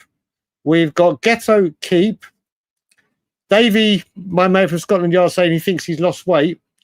Maybe he has. Didn't look at. Maybe he's bulked up muscle and lost. Maybe. West Coast, but striker is not the main need at the point. West Coast Spur. Yep, we've addressed that part. What we're just talking about right now is just saying right now, playing devil's advocate. Obviously, you got Solanke and Richarlison fit, but if I could guarantee you now, or the Spurs injury-free fairy went right, Richarlison's available for 80% of the games this season. Would you keep him? Would you sell him? Spurs Patriots has gone down to 69. We're down to 69%. How long are we going for, Brian? I am not too sure. It will just be me tonight, just chilling and chatting with you guys. We're an hour and 40 in. These normally last around 3 hours, but if I start getting tired earlier, then it will end. If I don't get tired, it'll be longer. Basically, we're looking for opportunities. I'm waiting for opportunities. Scott, I would for Scott M. I would give Richy away for free if we could, but doubt anyone would. Oh, Scott M, I do love you. Okay, we're down to 60% with Destiny. Hopefully a marathon from Kudus. We'll see. We'll see. We're doing another show at 2 p.m. England time, 9 a.m. Toronto time, and it's now 20 to midnight. No, yes, 20 to midnight. I don't, Scott. Come on, surely you would you wouldn't at 80% guaranteed fitness or regularity, and obviously it's very hard to go off 2 games. It's very, very hard, in fairness, to base it off 2 games. So it's very hard. I've just seen where, as I'm scrolling up to get back, I will say, Liam, brother, I've just seen you put a picture saying what's going on with Tottenham away. They haven't posted for a while. Tottenham away at the moment, they're still there. Obviously, everyone knows my very close relationship with Stel, as well as Iggy and all the gang, JP, Mari, Lee, and Maz. They have some issues with the back end of YouTube and trying to sort it out. It's all in Will Stewart's name, and they can't do stuff without changing it. They will be back, I would imagine. Stel is still posted in the community section, but videos they haven't put out recently at all. But I don't think they're going anywhere, as in ending. But that's why they haven't been about at the moment. They need to sort some YouTube back office kind of things up, but they're all good. They're all good. KPV, Eze and Savino both get. There we go. We got some confidence from here. We've got some confidence. Yeah, do you know what, Terry? I don't know what they're doing. Mate, do you know what? I don't know what they're doing. Maybe Terry has solved the mystery. Maybe that's what they are doing, buddy. Maybe that's what they are doing. Maybe they are looking else. That's actually a very wise move. And when I say wise move, I mean from Spurs. But that's, Terry, you've got a hat on, but this is nothing but a hat. This is more than a hat rack, buddy. That's some brilliant thinking. I'm totally with you on that one. I'm totally with you. Spiritual, I saw that earlier, but we've just got there. It's not, mate, get over it. If it does happen, amazing, fantastic, phenomenal. What a signing, what a statement. If it does happen, if it doesn't happen, then there's a shit show. And Levy's been made to look stupid again. And it's been a week or 2 weeks or however long it has been of faffing around again. I think what I've learned as well after Morgan Gibbs White right now, I'm just waiting until the window shuts. When the window shuts, there's nothing. Nothing can be done. It's all set in stone. What you've got is what you've got. Kind of like with last Change for Spurs when we were talking about the protest. A lot of people didn't want to go and were unhappy because the window was still open. There were a lot of people that wanted to protest because the window was still open and to say we've gone into a season short again. People will know when I did the training ground January for 16 days with Ryan and Graham, we did nothing. And we were getting really big momentum. And then at the last minute, Bentancur and Kulusevski came in and it just killed everything, the protest. So if that protest had been big, would have been great. But if that protest had been big and then Eze and Savino signed the following week or before the window, then it just makes that look... It's just... This could happen. Not saying it is happening. Not saying it 100% will. But do I think there is a possibility of Eberechi Eze by the end of the window wearing a Spurs shirt? Yes, I do. Yes, I do believe there is a very good chance. But I'm not going absolutely head over heels, mind-blowingly over the top, reaching for the stars and the moon because we know what could happen. Well, then they're not having it, are they? Alpesh, you're right. There is no way in hell Spurs are going to put any kind of option or obligation in him. Not a chance. We will discuss that left back right now. We're at the positions. All right, let's scroll through. Goalkeeper.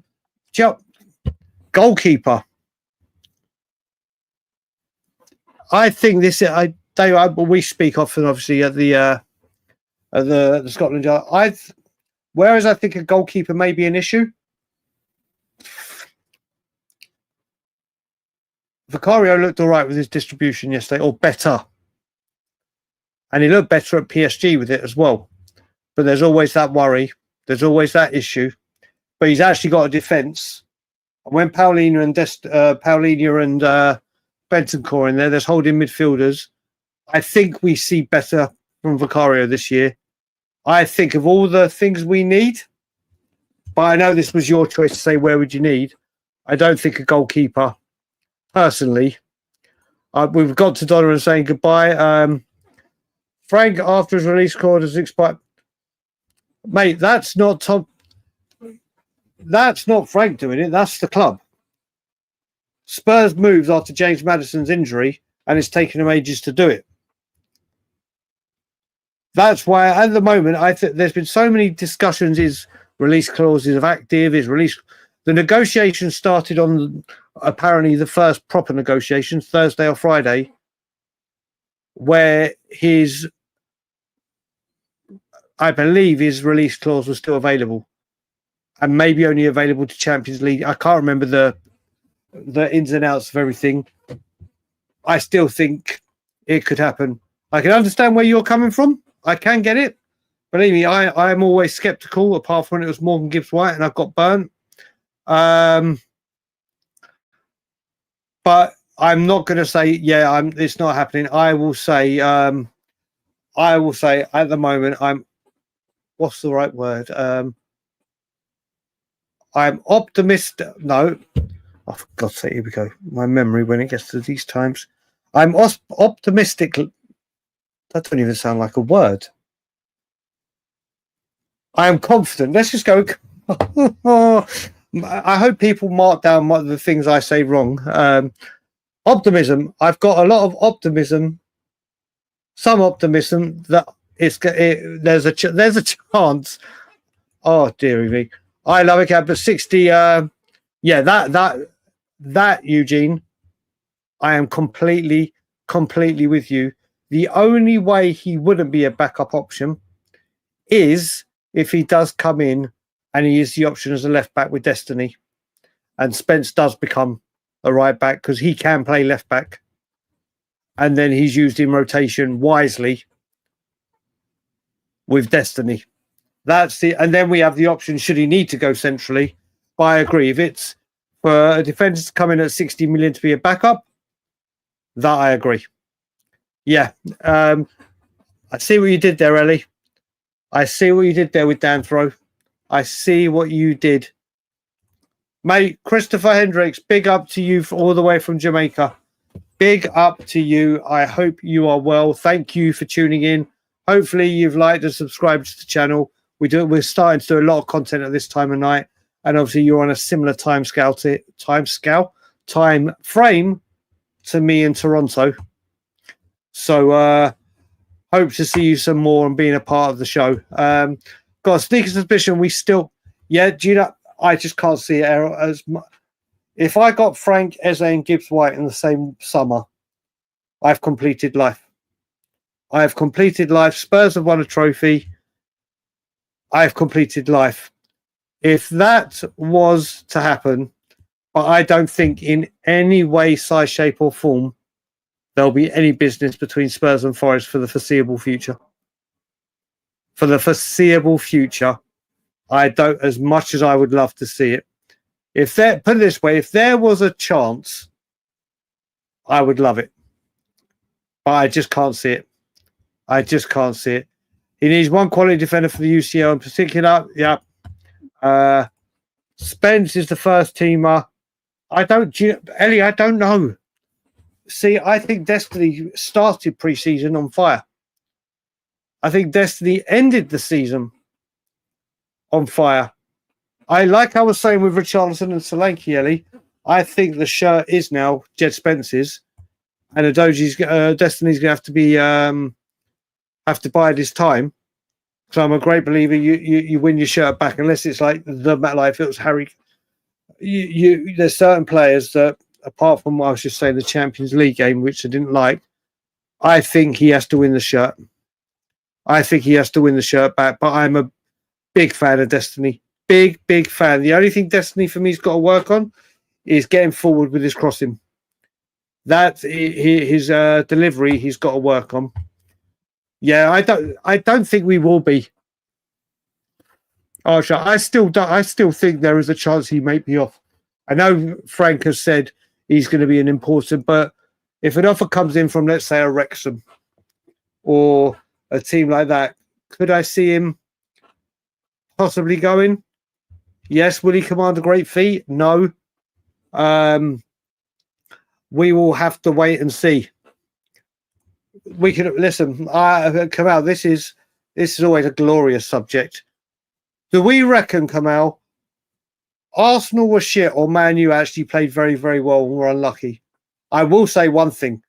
Raya made a couple of fantastic saves. I joke about with James Flower about Raya and whatnot. And he, as we saw against us, he can make errors like setting up or being out of position for Sarr. His shot stopping and agility is fantastic. His shot stopping and agility is fantastic. Alpesh, thank you very much indeed. Thank you very much indeed. 16th of September is the first game, so I think we have to register the players just before that game. Just have it. Can we? If only. In fact, do you know what? Even if we got rid of Lange, perhaps he looks like coming back.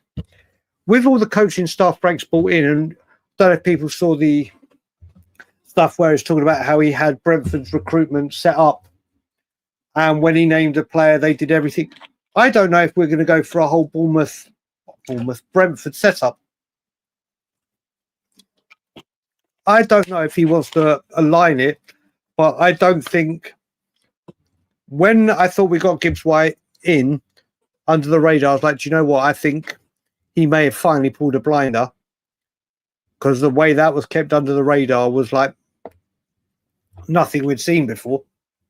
But I can't believe at Tottenham we I keep saying this on shows and especially on the Late Night Lilywhite. I think we're even worse at getting players out the door than we are at bringing them in. And if we are going to start going for players like Urezes, Savinhos, they're going to have to be financed sometimes without going, yes, we've got the money, but getting them off the wage bill and get them out the door and stop taking up places for Champions League squads or Premier League squads is a big, big problem. Big problem. Mateta Joe, I do like him. I do like him. He is a powerhouse, and he has done very, very well the last 2 seasons. He is a proper unit. That's the what. Thank you, Curly. Afterburners. Was I right? Did I say? I'm sure I was saying afterburners. Oh, I can't remember. But yes, thank you, people. We're now at the part where I was going to say where I said my silly things, which is every 15-minute thing. Let's have a look. So I think we need a box-to-box cover for Paulinho. Do you know what? I'm going to star this comment so we come back to it. But I have seen. Thank you, Cod360, saying I will be their best Spurs channel out there. Thank you, buddy. That means a lot to us. So, do people think we need a box-to-box midfielder as backup for Paulinho? And if so, who would it be? Charlie Val, I've just seen you in the chat, my brother. I hope you're good and well. Buddy. Just seen you in the chat. Do people think box to box? When we look at this midfielder, That's Roddy, you're entitled to your opinion, mate, obviously. I personally think we've got enough. If I was to look at the positions I think we need to try and fix this window, left winger, number 10, which looks like could be sorted. Striker and possibly a fullback. If Spurs could get 4 players in, that would be the 4. Kamal's gone a different way to you, Rolly, instead of deep line playmaking like Adam Wharton for a bit of variation. That might be a different way of saying it. I think that might be a different way of saying it. Maybe that's the way you meant it to come across, Rolly, but that's an option. I think we're going to go for Wharton next summer. That's why I think Paulinho is here, so we can take a year-long look at Stuart just said Douglas Luiz on loan with an option. That's not bad. A lot of people are saying the same now, Rolly. Maybe not another destroyer, but maybe a different type of. So maybe that is. I mean, for me, in the top 4 positions, I would go for if I could. Would be a no for me. But again, this is the way you see it. But I've just seen. I need to find out who this person is. Sub to Tottenham on tour for Mr. Brian Daigle. Thank you for your support as always. It always freaks me out when I see my name come up. So I'm like, I haven't typed anything. How has it come up? But then I realise one day you'll have to reveal yourself. But thank you for what you do. What's the percentage, or what's the percent of confidence that we get Eze? Do you know what? Here we go. Before we go back up to the star questions, people. Sub to Tottenham on tour for Mr. Brian Daigle has asked the question. Let's do percentage. Where are people on the percentage? Callum, good night, buddy. Off to bed you go. Where are we? Where are we, people? If we had to say the percentage that you think Eze will be at Spurs, let's see where we are.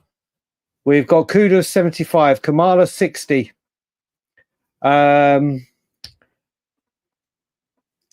So he's gone. Destiny's gone. Eze 65, Savinho 30, both 40. 60 from Tony. Curly's at 25%. Into You Audio is at 80. Scott M is 0 across the board. 99.99999 is from Alpesh. 60% is Kamala. 50% Spurs Patriots. 70% Mr. Joshua. 100 from Toxic Headshot. 100 from Hotspur G. Clock 360s at 50-50. So I would say a majority, or not slightly over half, maybe a small majority, are over the 50%. Scott, I'll tell you what, Scott, because you said I can see you don't want to be fooled again. Sub to Tottenham is at 85. I'll give my answer in a minute. But 100% in January from Dave. Okay. Scott M. And for the people that were below 50, if he signs, let's just imagine we've just woken up tomorrow, here we go, or let's not do here we go. Eze's in a Spurs shirt. How are you going to feel? No, I don't mean this in a bad way, like ha. From 0%, how does that then make you feel that we did get Eze in? I don't mean 0% and you were negative and da. I'm not talking about that part, or not negative, disbelief. If he does sign, we've woken up, he's in a Spurs shirt. How will you feel about us finally being able to get a transfer in there? Not asking will it change your opinion on Levy, because it won't change mine, as you know. But that surely would give a bit of optimism to think, you know what? Maybe there is a chance that certain things are happening. Maybe money's coming. Because I think if we get all three, or let's just say Savinho and Eze, let's not add in Capier in. just yet. But if Savinho and Eze come in, surely you've got to think.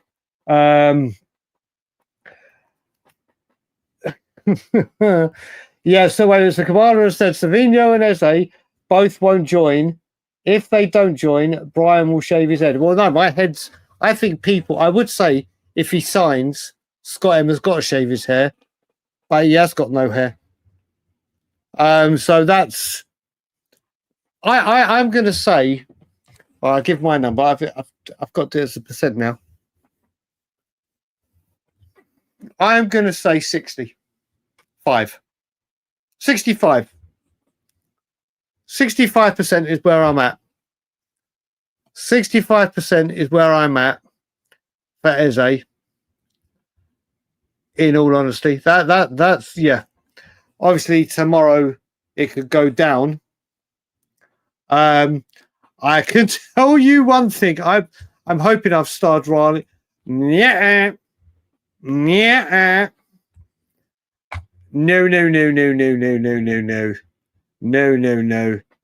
People will know. Come on, you'll know as well, buddy. Let's just say window shuts now. Eze, Savinho, Kudus, Savinho. Let's do it. Savinho, Eze, Paulinho, Kudus. We're going to add Takai, Danso, Tell. Again, look at that. The magic 7 that we always sign.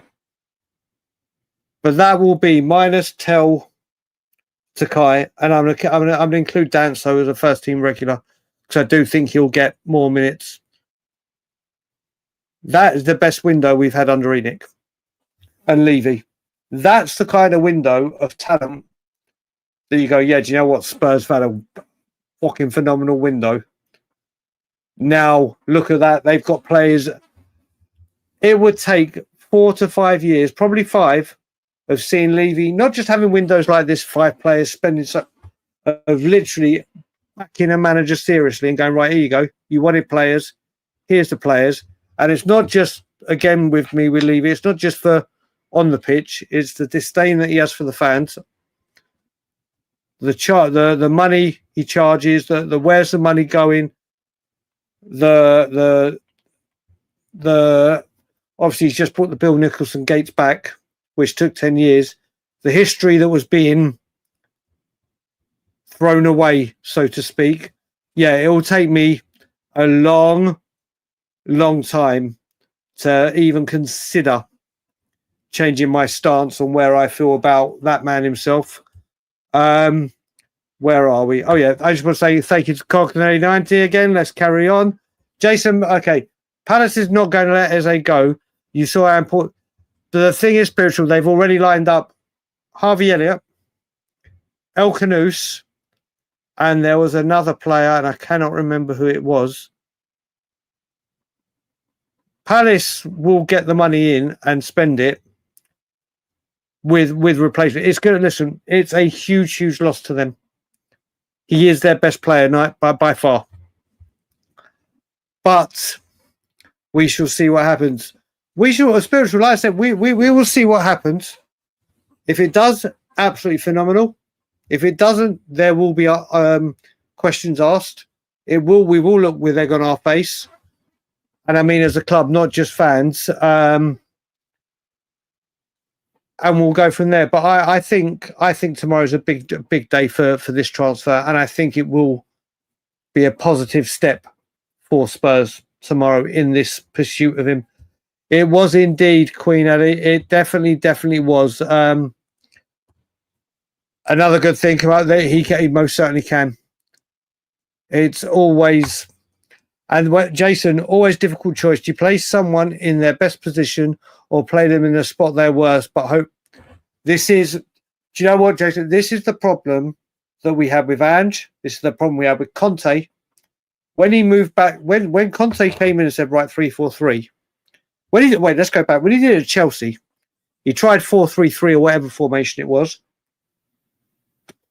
And he was like, no, this don't work after they lost to Arsenal. And he goes, we're going back to my way, 3-4-3. He had 10 players that could all have the footballing brain to play that. The one person that didn't know had to play comfortably in the Victor Moses. And Victor Moses around that team had a great season and was brilliant for Chelsea.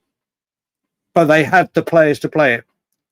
Under Conte, under Rams, when we were playing formations, we were playing players completely out of position and hoping that they would either have a blinder or settle in or they'd get through the job. And they didn't. So it's a really, really... This is why I love when Frank tinkers it. This is why I'm loving seeing the change from him. Horses for courses. If you... Best way, I was talking to someone today, a guy that you would have seen on Tottenham Away a lot, and I'm going to do a show with him on Wednesday. His name's Matt Coppin. Speaking to him today, and he was like, do you know what? What I've liked from Frank is kind of horses for courses. Like Jose did, he always mixed it up for when he played the Big Six because he knew they were a top team. He had to respect them, and he matched them up and played to their strength. Played to nullify their weaknesses. And then the sad thing was with Mourinho is he would still try and do that against the lesser teams. He'd just want to overpower them. Frank mixed and horses for courses. He knew he had to play a back three because of what PSG could offer and had to be more with our lack of creativity. And for 85 minutes, it worked a treat. But then the quality showed. Against Burnley, he didn't have to play a back three. And he's like, right, we'll go back to... So it's a massive thing. They don't hold the cards though. Spurs, they do in regards to this transfer, so to speak, with the fee, but they don't want to keep a player that actually wants out. And also, if he is going, they need that money in quick to go spend it because they can't mess about with the replacements. So they may hold it there, but they got to think longer down the line. And what a Crystal Palace can do. They've hardly bought anyone. Glasner's pissed off that they haven't been able to bring anyone in. Whether it's they haven't got the money, haven't been able to bring anyone in, who knows? Yeah, but listen, Roddy, I get what you're saying, but what we got to remember, Paulinho hardly played last season with injuries. Went to the Club World Cup, hardly played there. Then came back to Germany. Then flew to London, then flew to Germany, then flew back, then flew out to Paris Saint-Germain, where Paris Saint-Germain, he was immense. He weren't good for the Bayern game. He was immense there, but it was like 3 games in a week and a bit for him when he'd hardly played. Once he gets his rhythm going and his fitness up, and this is the thing, Frank will rotate it. Frank will do it, but I can see where you're coming from with that. But he had cramped big time at the end of the Paris Saint-Germain game, and he wasn't really needed against Burnley. Does he start against Manchester City? Absolutely, he does, without a shadow of a doubt. And he would have had 2 weeks now, or a week and a half, we say, to really build his fitness up. I've seen the name in here. I thought there might have been a show without this person, and there they are. Chop cheese. Frank has shown. How are you? I hope you're not at a baseball game, or you shouldn't be at 11 o'clock in the evening, unless it's a real long ninth inning. Frank has shown the levels Frank has shown the levels of we back this man. I'm seriously excited for our season. If Frank finishes top 5, oh Jesus. Oh, dear Lord. Oh, dear Lord. Okay. There you go. Big up to you. Oh, do you know what? I love this chat. Again, it's been a wonderful chat with you guys. All nice and civilized and fun and banter. And it, mate. Oh, that was a good one. I honestly did not want us to sign Porro based on how poor he was defensively in Portugal. He's gradually... mate, Jason, I love this man. I honestly, he is, I didn't know anything about him at Sporting. I just knew Conte wanted him or the club wanted him.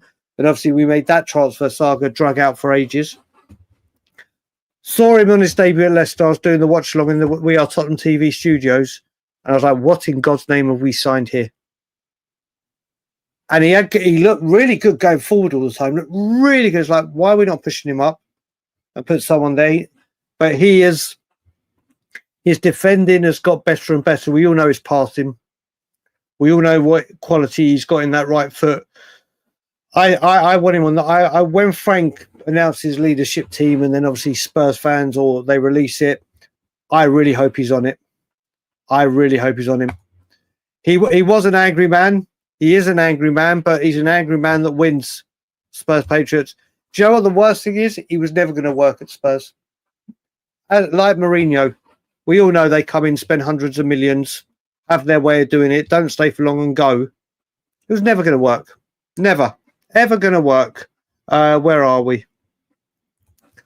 Conte was very good. Conte was very good. In the worst season, he managed to. Yeah, listen, he left us when I believe we were third or fourth that Southampton game, and then obviously what happened, and the form dropped off. All I can say is the Spurs fans are very lucky he wasn't in the dressing room at half time for that Newcastle 6-1 game. 5-0 within 20 minutes, and at half time, I think he might have been done for GBH if he would have been in there. If he had been in there, no, come on, don't. Listen. He is an incredible footballer. He is an incredible footballer, and the worst thing is that this season, I think he's going to have his best season of all time. I think it's just to be so typical. He goes on to have the best season that he's had in his career. I think he's a wonderful player. But again, I followed him for a long time. I really, really like him and what he offers and what he can bring. But again, people like their midfielders or their players to do certain things. It's like, for instance, here we go. I know not everyone in here is in English, but I'm going to skip to the bottom very quickly. And this one always, who was your favourite midfielder out of Scholes, Gerrard, Lampard? For me, it's not even a debate. It's Steven Gerrard. I loved Steven Gerrard, the midfielder. He is everything that I wanted. But you have this conversation with people, and it is very, very hard to. I'm sure when people start putting their answers in for England or in the Premier League, whatever, who do you think was the better midfielder? Scholes, Gerrard, Lampard. For me, and it's not even close for me. It's not even close. For me, it is 100% Gerrard. So we've got Scholes from Udogie, Lampard. See, the first three, Scholes, Lampard, Gerrard. So we got Destiny saying Scholes. We got Cock 360 saying Lampard. We got Sed saying Gerrard. We got Mr. Joshua saying Gerrard. This is the thing. So when we're talking about MGW, I think he's terrific. We got Dave saying Stevie G. I think Steven Gerrard is probably after Paul Gascoigne, my favourite midfielder I've ever seen play for England. And when I say that, I mean in my lifetime. Obviously, people older than me may have something different. Here they come in. We've got Lampard from Kamal, Lampard from Tristan, Souness. Michael's gone for a defender, a midfielder completely before that. Sed's gone Gerrard. So the point I was getting at is obviously you're always get people looking at things different ways. But MGW, I'm sure. Do you know what? I still think with people saying I still think there is I still think that there was more to it with MGW. I think there was more to it with this deal and the contract negotiation and everything. But it's too little too late now. It's too little too late. Right, I'm trying to find the star comment where we were. We have lots of comments, which I love. Let's have a look. Oh, there we are. Here we go. Esne is what they're different. come out. They're very, very, very different. They're very different. There's certain areas I think Gibbs White is a lot better than Eze. There are areas that I think Eze is a lot better than Gibbs White. It is, these two are like, outside of Tottenham, these two have been players I've wanted the club or Spurs to sign in Dream World. In Dream World. Almost got the first one. Looks like we could have the second one. But I think Gibbs White is a lot better than people are giving credit for. Joshua. And had Solanke holding up. Exactly this. I think he gets a lot more goals this season if and when he gets his place back. Oh, mate, the old fox in the box. Do you remember when Arsene Wenger thought Francis Jeffers was going to be that for them? That was funny. I know there are questions about Frank's, so big up, Tony. A question about Frank's ability to handle multiple competitions, but he's already shown his versatility and a bit.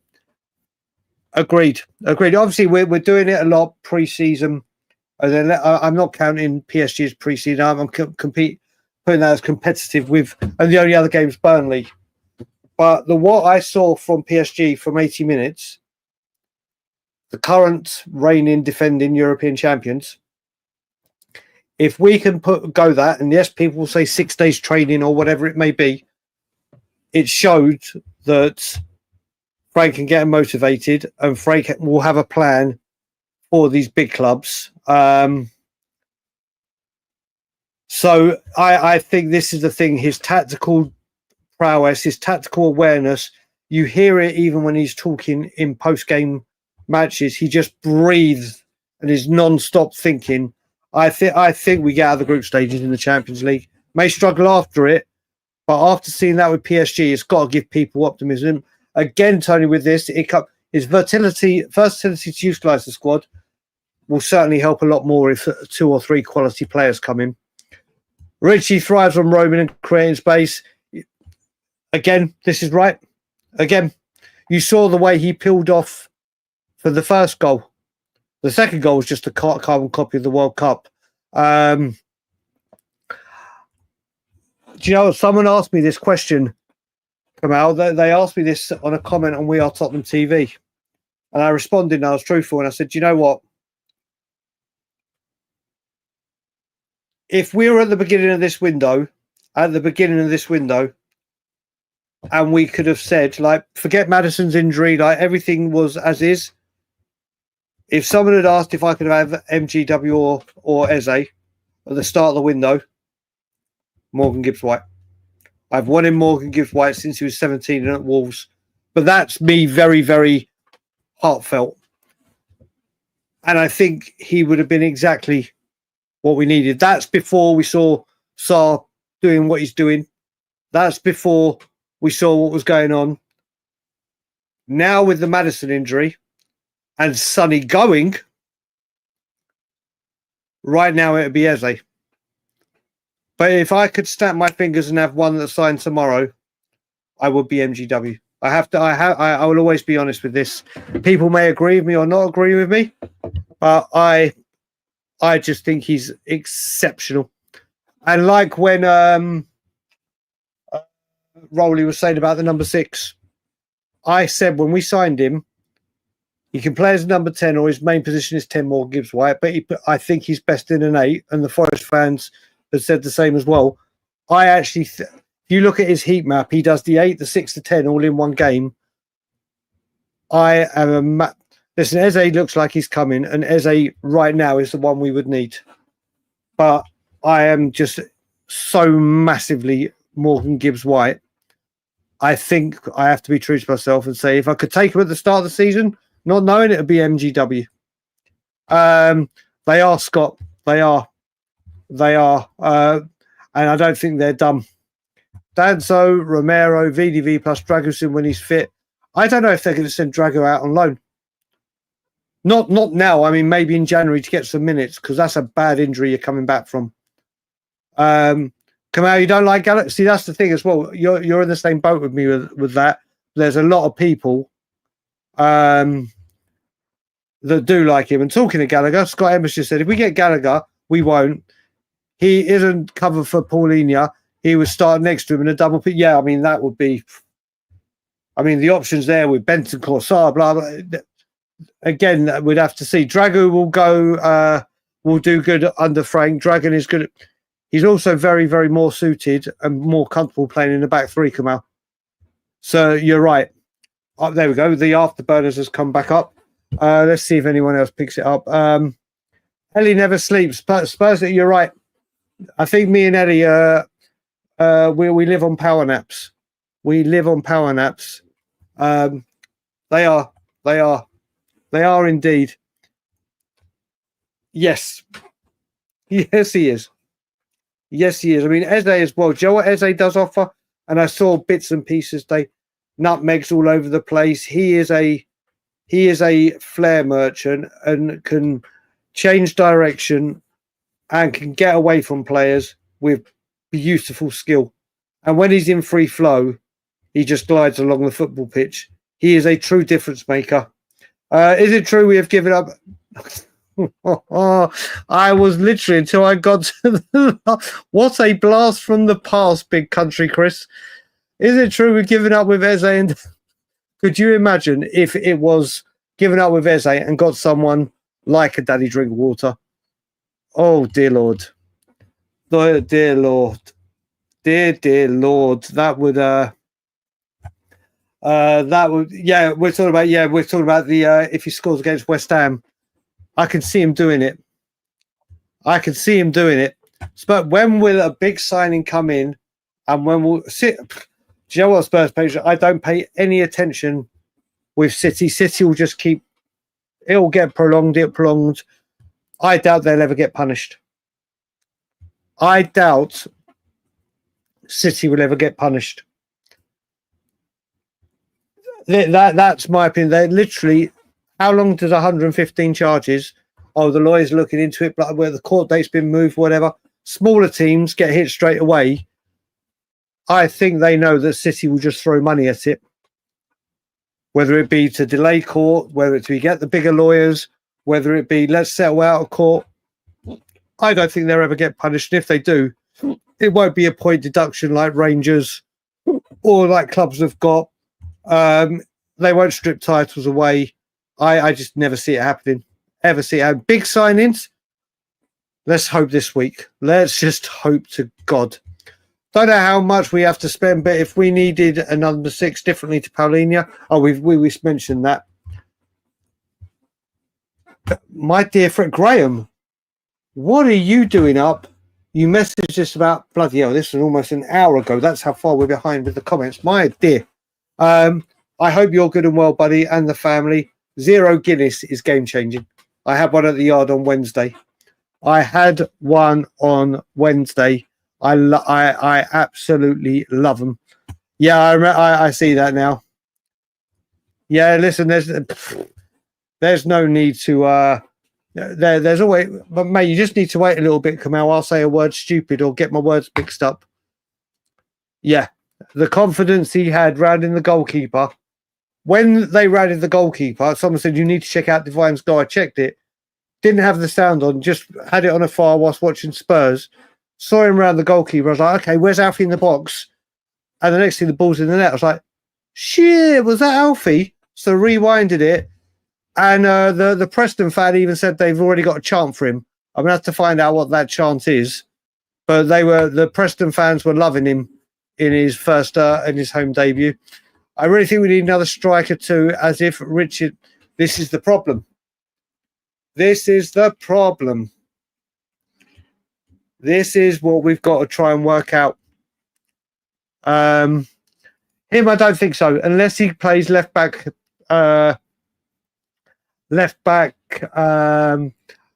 competition for destiny and Spence goes to right back.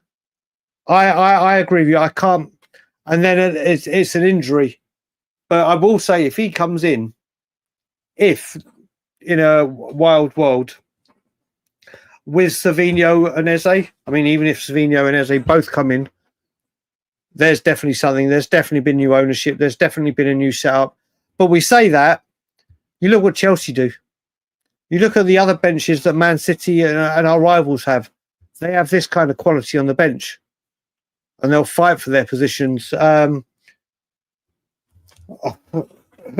knows? But I didn't get to see. Did he limp today? Did we get any Saka limping for time wasting or anything like that today? No. What? Cool. Do you know what? Van der Ven, I love. He's my favourite player at the club. Injuries are an issue. Hincapié on his day, obviously he hasn't got the blinding pace of VDV. But I think Hincapié is a very, very, very, very, very good defender. West Coast Spurs. Or West Coast Spurs, sorry. Richie's had 2 good games. He also stretched last year. Yep. This is it. When he is there, he is amongst the goals. I know it's just 2 games that he shone, excuse me, in the Thomas Frank reign.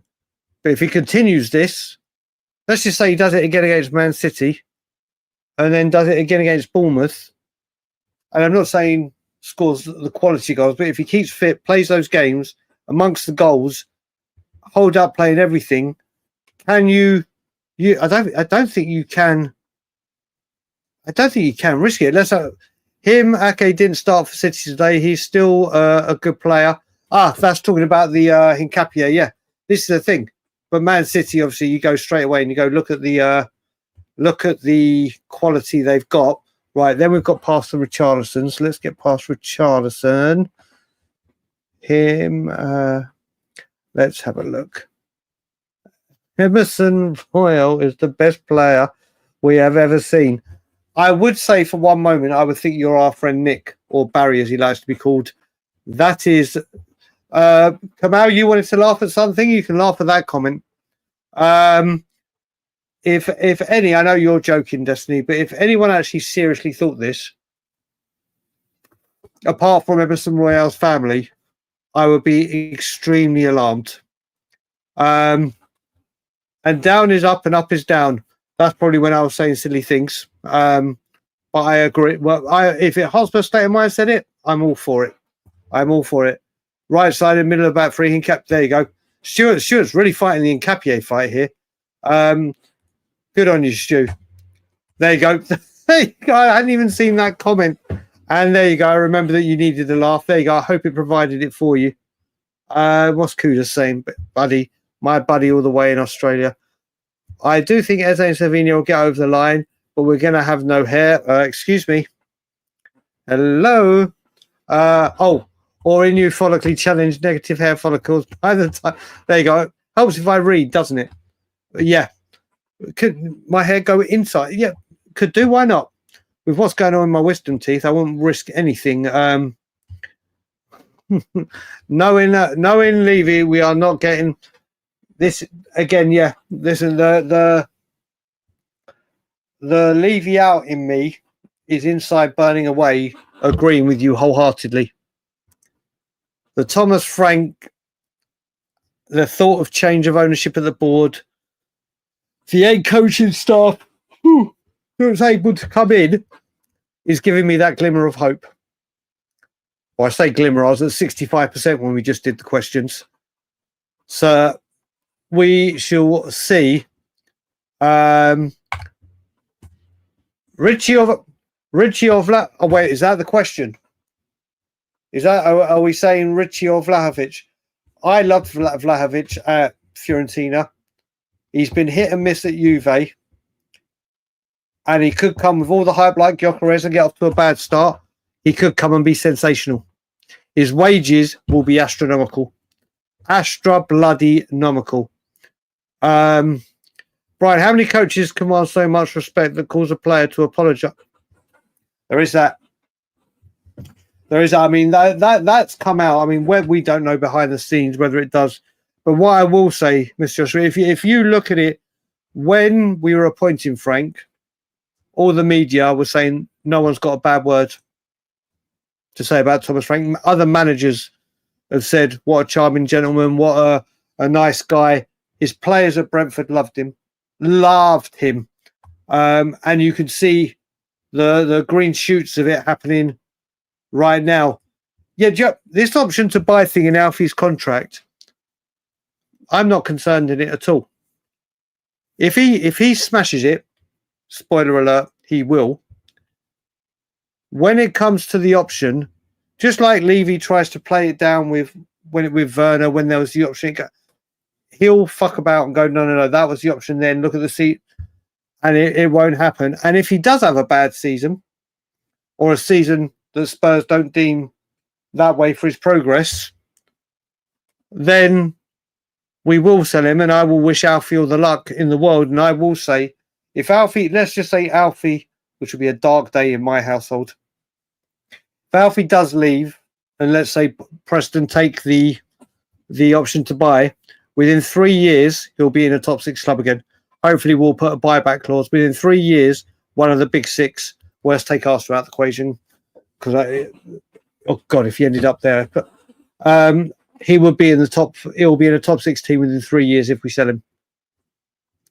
That's my thoughts on him. But I'm not worried. I like Vicario, but Josh, this is the thing. The shot stopping brilliance is Vicario. The distribution brilliance is Kinski. But like I said, one of the things. Sorry, guys. One of the guys that I think is really, really important, and I've made sure to mention it a lot, is how quality and how lucky we are with the backroom staff, Frank Scott.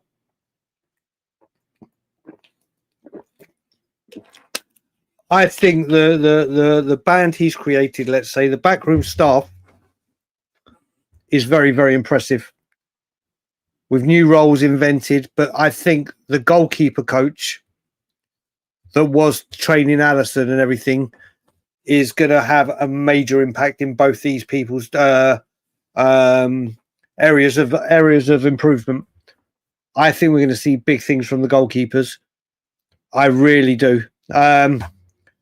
Damn right, Callum. Damn right. Cautiously optimistic. That's okay. We've reached where I was saying, thank you, Curly. Thank you. We have reached the part where I was trying to say that, yep, the release clause expiring means we can negotiate a payment structure and clause. There is that. Him, I take it you are new to the channel. And thank you and the only reason I'm saying that is because of this question. Because if you'd been on the channel, and I hope to see you in the comments a lot more. And again, people, if you haven't liked and subscribed, do all that good stuff to help the channel out, please, if possible. No matter where I am in life, where Spurs are in life, there is only one answer to this question for me, ever, and every single time, is Paul Gascoigne. Every single time. And I only base this, when I do these things, I always do it on players that I saw live, or players that I literally saw with my own eyes. I only saw about 1 or 2 games of Hoddle, and one of them was the 87 Cup final. So I would have been too young to see him in his prime. Not till the day I die, anyone ask this question, Paul Gascoigne. What would yours be, him? What would yours have been? In fact, wait a minute, I'm going to star hymns, and we're going to go through this. I know a lot of you have done this with me before. But if you could bring a player right now, past or present, in their prime, in their absolute prime, for this squad, for Thomas Frank, who are people choosing? Who are people choosing? Him, I'd like to see what you say if you're still here. Dave's gone Ginola. Dave has gone Ginola. Well, I guess left wing. I mean, Gaza had everything for the creativity and everything. So we got Ginola. Let's see what other people put in when it comes in. Then we'll go back up to where we were. Moussa Dembele from God 360. He appears in this a lot. He appears in this one a lot. Again, we got Mr. Joshua Gareth Bale. So you can see we've gone for it. So far, we've gone for 2 left wingers. Rowley's gone Gazza with me all day. Alpesh has gone Jurgen. right now. Striker. God, could you imagine Jurgen with Kudus and possibly Kamala's gone Dele Alli. Okay.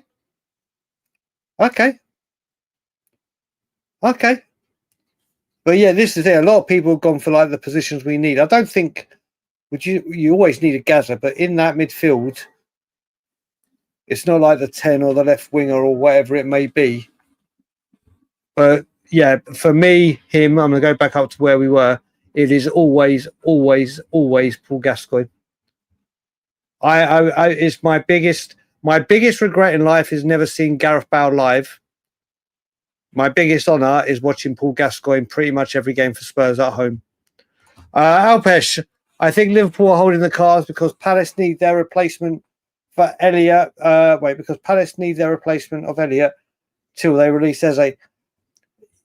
It is maybe. Do you know what, Alpesh? Maybe Tottenham are done with just spitballing. Maybe we are done with Eze, as in wrapped up, signed, not done over, as in wrapped up, signed, sealed, delivered. And now Palace are doing that with Elliott or an El Kudus or whoever it may be.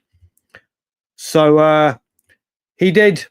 Kudus, wait a minute. I'll send you something. 1 second. 1 second, Kudus. As we're speaking. 1 seconder.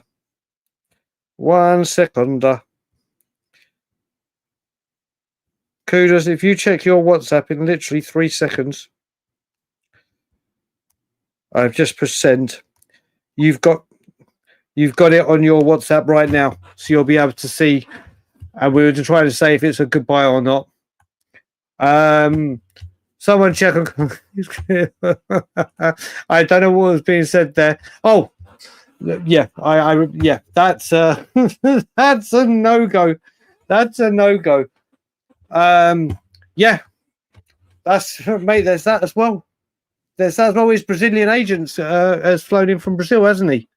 So we'll see how that goes. We'll see how that goes. Where are we? Scott's saying. I think there's a better chance we sign Yamal. Oh, yeah. That's when we said there's a chance of signing him. Yeah, as much as I'd love MGW to come, I'd still take him in a heartbeat.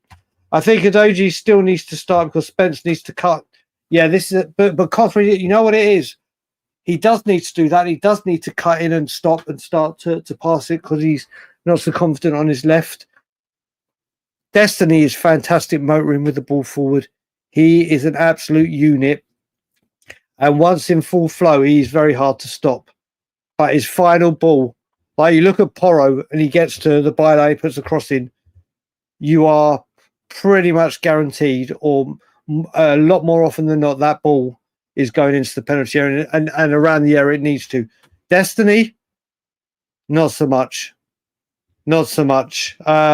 But I do love Destiny. I feel our next sign is someone we've not mentioned yet.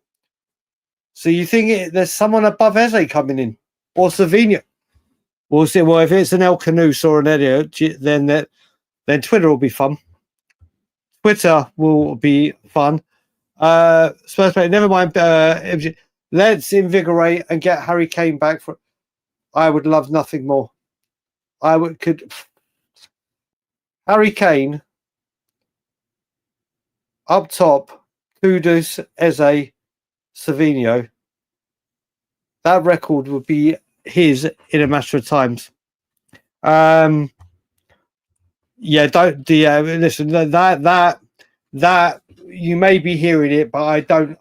I just can't see it. I just can't even see in what world Marinakis would even want to talk to us. And I can't see in what world a certain owner of ours would want to even deal, or he'd probably be running scared from Marinakis. I can't see anything with that.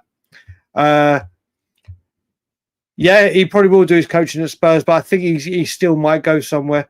I think maybe. I mean, he's got the passing. Rayer's shot. I mean, Kinski needs to up his shot stopping. That's for damn sure. It was at Stamford Bridge, but yeah, he was at the Palace game at Stamford Bridge. Charlie, that's where we just got big up, buddy. Good to see you in here, my good friend. Paratici is starting his position this coming week as a consultant and full-time scouting. Yeah, it looks that way, doesn't it? It looks that way, and hopefully, this could be the goodbye. So, right, Tony, I've seen this tweet. Alex is a very, very dear friend of mine, who is the one that took him. He's not an Uber driver. Just as I saw this being mentioned on We Are Tottenham TV, but not Ben and Sim saying the things, but I saw the comments in YouTube.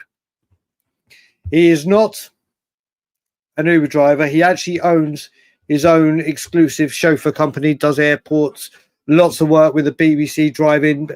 He gets people. He did have Johan Lange in his car last night. Whether he said the conversations took place, I think Alex has been done a little bit dirty here with people going, oh yeah, like he just ordered an Uber and got picked up. But he runs a very reputable chauffeur service, if that's the correct term. I believe it is. It's not as generic as an Uber. It is a very plush line of cars that do, you know, when they do the picking up people, take them to the airport in like Mercedes and all stuff like that. So he was speaking to him. He did have a conversation with him. I don't think he's going to give anything away and go, oh, yeah, just blast it on Twitter. I know Alex personally, so I know at least they did speak. I think things have been, who knows? But yeah, I'm not accusing you, Tony. I saw a lot of people going for Alex and calling him the Uber driver, which he ain't. I can confirm that firsthand. And I can confirm firsthand Lange was in his car. So yeah, but back to it. Paulinho is mainly sitting, but he can pass that ball back and he will get around. We do need a passer. No nose here. A deep line. Oh, there we go. I remember. Now we're talking about that. Callum was off to bed. We did that a while ago. Right, I'm catching up. We're at the 80%. Oh, we're talking about. Let's have a look. 100% in jail. Right, here we go. I wanted to say minus 70 for Eze, but then I remembered it was 100%. Yeah, we're gonna have to wait and see. We'll do a charity bet with anyone who thinks Eze. Oh, Tottenham Hotspur G has put it in. Has anyone? Let's have a look. Has anyone? Okay, Kamal's in. You've got 112-13 witnesses here. Well, actually, we take you two out. 111 witnesses out. Let's see if this develops. It's all on. Yep. Let's see. I'm going to look through here and see if they come through.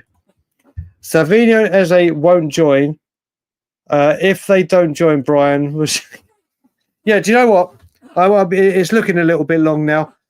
Don't anyone put in here, Brian will have a tattoo bet.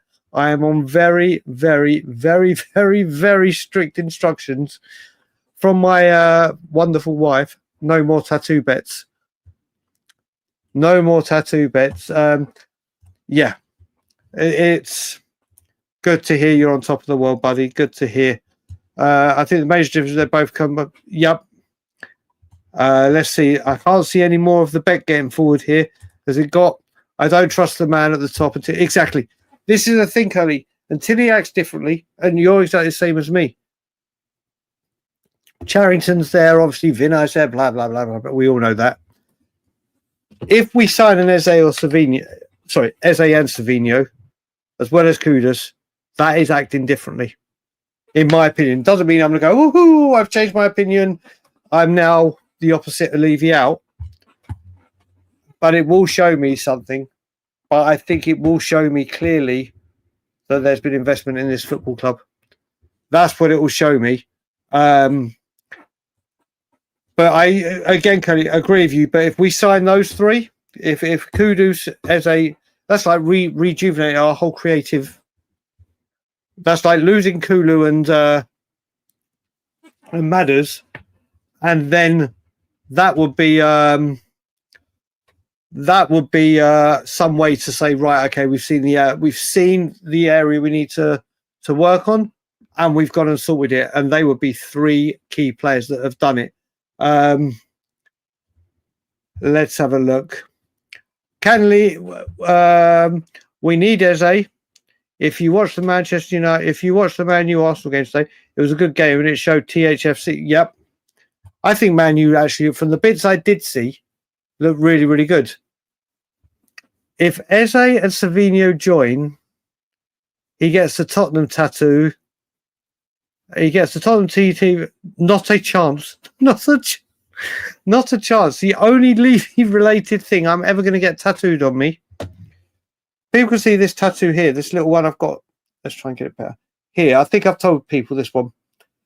Me and my wife wanted to get matching tattoos when we hold hands. It means something, you know, like the half and half necklaces. And we didn't want to get a heart and a key or anything like that. And my wife said, you know what, why don't you get the longitude or latitude and I get the other? And when we're holding hands, it's the exact coordinates of where we got married. So it only gets completed. So I've said on this wrist, the day he sells it, and Daniel Levy has nothing, and I mean nothing to do with Tottenham Hotspur, I will get the date tattooed there. So I have the coordinates there. Let's just say, for example, 5th of May, 2026. I'll get 0505 2026 there, and then I'll put. Would I put Levy God? I always said I'd never have Levy or anything. I'd have something that you blatantly know why that happened. But yeah, there will be no Levy's head on anywhere on my person. Anywhere. Yep, we have the hope every window. We're always let down. You are absolutely spot on. If Savinho, yeah, you were saying, I'm waiting, sir. DH gate. Scott, you might need to help me, buddy, because I never know. I'm not very good with DHgate. I've never actually ordered it from there myself. Someone has ordered it for me. I need the black top with the number 16 franc. And then if we get Eze, I'm going to get the yellow with either Eze or Porro, because I love Porro. But I want to get the black one with 16 franc for obviously being our 16th manager under Enoch. But I've never, ever used DHgate myself. The only way more money is coming in is Enoch. I know, mate. Dave, I think that these naming rights with Armco, and whether it be the name rights, whether it be because there's talks about AIA being taken out and a new sponsor coming in, and there's also been talk that they're going to pump some money in.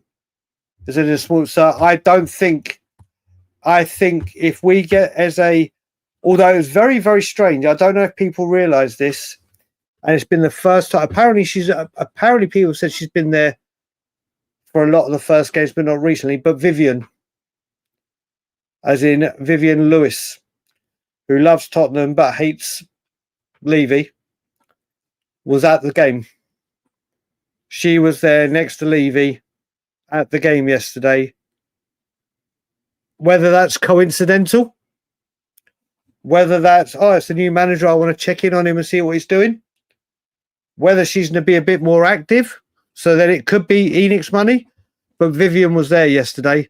This time tomorrow, you'll be here in partying. Do you know what? Tomorrow, depending, so like I said, my wife, Ilana, she's taken a week's holiday. And I've got Monday and Tuesday with her, and then Wednesday to Saturday she's going to see a friend. So if I was thinking of doing them Wednesday, Thursday night when she's not here. But if there's big news, you never know. John the Fisherman has joined. Big up to you, my brother. I hope you're good and well. Mate, he's been injured. He hasn't even. I don't think he's even trained. I don't know. Sorry, I think he trained when he first got here. Picked up an injury. It is indeed now. Well, funny, I hadn't even seen that message. It's with the Lewis family. She's got a brother as well. Lewis has nothing to do with it, or his name's not on anything. Vivian, and let's just say Vivian and Daniel Levy do not get on.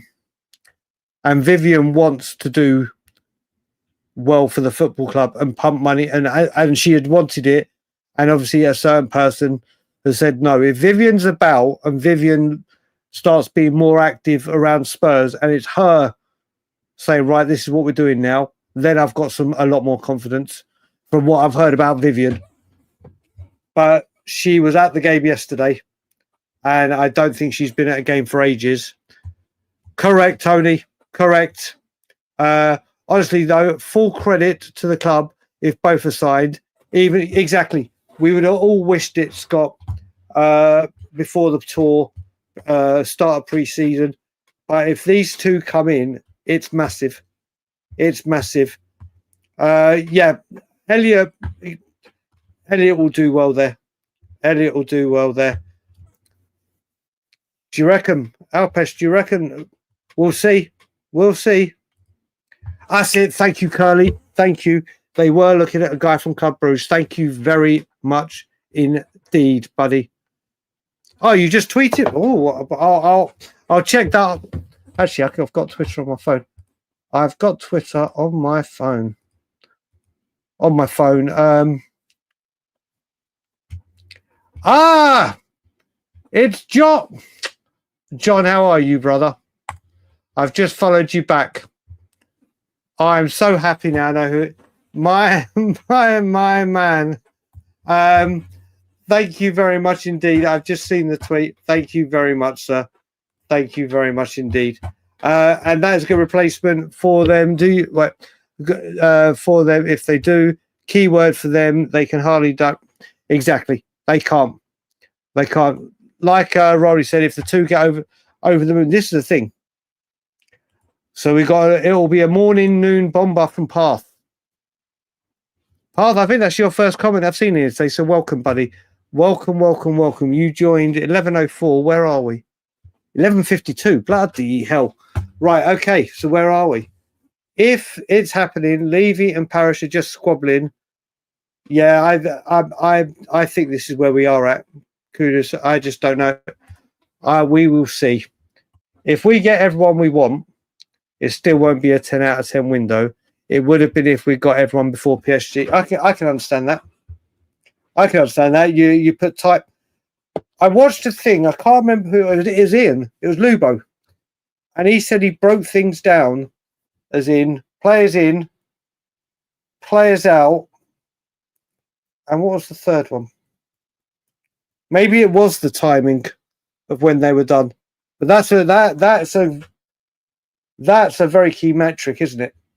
That's a very key metric. What I will say with Eze, more so than Savinho, he comes in, he plays for number 10. He's just going to get free reign at Spurs, isn't he? He will just be, this is how we play. This is how I need you to defend when we're not on the ball. And then when you're on the ball, you've got the freedom. So I think he slots in easier, but I get what you're saying with getting with the whole team. If Savic... Wait, that's not happening. That's not happening, Hotspur G. Never, ever, ever. Yeah, there's always the one, isn't there, Michael? There's always, whether it starts earlier or near the end, there is always the one that sets it ablaze. And I think we're in the centre of it. He was indeed, buddy. Rowley, it's going to take a good few windows to start. Yeah, I'm with you, buddy. I am completely with you. It's Levy. Big up, hey user, buddy. It's Levy really going to side Sav and Eze, or is he just running the clock down? I think at least one are coming. I think one of them are definitely coming. No, don't get your hopes up. I didn't say that. I'm quietly confident. I'm not going to try and say the optimistic part because I can't remember the phrase, but I think one of them. And let's just say, out of the two, you've just done the shortened version for one of their name. I think the full name that you've put is the one that will be at Spurs. Charlie, tell you what, buddy, you make your way to Toronto. Same on me. It'll be the alcohol-free beers for me, but the pizza 100%, buddy. 100%. Ilana wants to go to Chicago. I'd love to go.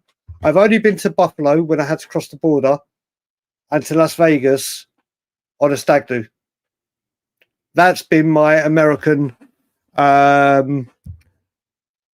visits. I would love to do Chicago. I want to go to New Orleans to go see the Saints, although Ilana was letting me know they're playing in Buffalo this season. So hopefully, but if I ever make it to Chicago, Charlie, I will let you know. And I would love nothing more than to meet up with you, buddy. Nothing more. Chop Cheese was asking which Ben. I hope he hasn't answered there because either Ben Kaufman or Ben Daniel, and I don't know if I want the answer to what Chop Cheese's question was. Did you hear about our long lost son who left 2 weeks ago? Yeah. Look, this was always going to be it.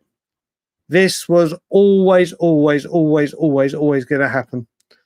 And fair play to him. Although I know he got an assist yesterday, but I was speaking to Ben Daniel, as in We Are Tottenham TV, and he stayed up to watch Sonny, and he was like, I've stayed up all night to watch this. And he's like, the football is dire.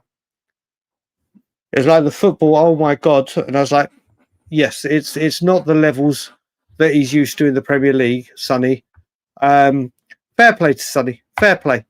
AK Skeggs, you know that better than most people. If we're playing a game of opposites, the middle word of you and Levy, the opposite of, yeah. Moving on. MG agents are not saying it's in this. Look, Michael. There was a lot of things. It is time to forget. Look, forget MGW. We are in for Eze, and we need to trust our boy. 100%. 100%. The only reason, Tristan, we're talking about MGW is we were talking about Forrest earlier and how good he looked. And I am a massive fan of his. Yes, on this said, Eze does have more goals. Eze does have more goals. Joel Wentz goals, Gerard Lampard. Okay, we've got past that part, but this is where we are. I wasn't, mate. I'm still in Toronto. So it will. If I had been home, I would have gone regardless of the turnout. But no, I'm in Toronto at the moment, so I was not at the protest. Should things go wrong this window, should there be protests before the January one, I could be home very shortly for health reasons, but if not, I'll be home in November. If the window turns wonky, and there's something planned, I will be there, and I will personally stand outside the training ground for a few days as well. But I could not make it to this one. Located when people say, "Yeah, I just couldn't make it," Toronto was a bit too far to go. Mate, he gets the ball into the box so early. And you know, if you watch Match of the Day, for the people that did or were able to watch, it showed as well. I saw it in the chat earlier, but we kind of went through it or missed it. We were happy to go through the centre. It weren't let's get to the wing, cross it, and hope Johnson's at the back post. Sometimes we went long, and because Burnley was so open, and Richarlison could hold it up and knock it off to Bergvall, or there were gaps there. Like I said, they were showing the highlights again, and Alan Shearer did the analysis after, and it was like the amount of crosses we were putting in the box. Even in like the first 4 minutes, we put in like 6-7 crosses. And it's like non-stop, which is going to be great for Solanke and people when he gets there. But Gaza, mate, yep, Gaza. If I was to start talking about Gaza now, I could talk for the next 9 hours before we go live with We Are Tottenham on Tour in the coffee house. I think the strikers will score 100%. 100%. He would have been an 8 come out. If we bank Frank every window from now, we can come up for the League of the Year or two. Big, but if that, with that, yeah, I honestly think Thomas Frank can have us competing for Champions League football by next season. And if all goes well, I honestly hope this guy stays longer than Poch. I hope this guy outlives Levy. And when I say outlives, I mean at the club, obviously. I've kept saying it. I don't think people are realizing, and they'll come around, and it's like people feel with any manager. I don't think people are realizing how special the manager and the coaching staff we have are. I really don't. But that's, again, obviously my opinion. Destiny, see you later on, brother. It's coming up to 3 hours, so I might wrap it up soon because I am getting knackered. In fact, you know what? It is 3 hours. Let me wrap it up so I can get to bed. But what I will say is, let's just quickly go. Good. Oh, look who's made it in, my good man, Mick. Haven't seen you for ages. Hope you're well. Maxter86 from California. Big up. It is great seeing all you people. Love spending this evening with you. Love spending the time with you. There will be late night Lilywhites for the people that have just joined or haven't been with us the whole time. Every Sunday without fail. That is locked in. Every single Sunday we'll be able to review the Premier League game that's been gone, talk about everything else in between, and then I will do at least 1, 2 max, or 3 if there's major news during the week. But those days won't be confirmed as specific days. They will be, but I will give you guys notice in advance. I'll put it in the community section. We're going tonight. I'll tweet it. I'll do everything. So I want to thank every single one of you that have joined. We've got someone from Wisconsin in as well. Big up, Control Base Delete. Everyone, have a good evening, morning, afternoon, whatever you're doing. Whatever you're doing, enjoy what you're doing. We will be back 9 a.m. Toronto time, 2 p.m. Eastern time. No, 9 a.m. Toronto time, 2 p.m. UK time, and whatever time zone that works for you guys. Hopefully with some Eze news. Hopefully with some Savinho updates. And we will go from there. And what? Big up, Lewis. Big up. Oh, we got you're from Quebec. You're from I'm loving where we're going all around the world. Yeah, Lewis, give me a message soon, brother. We'll catch up. But I will say to everyone, whatever you do, please don't forget to like, comment, share, and subscribe. And as always, Thomas, Frank, Thomas, Frank. And as always, Levy out.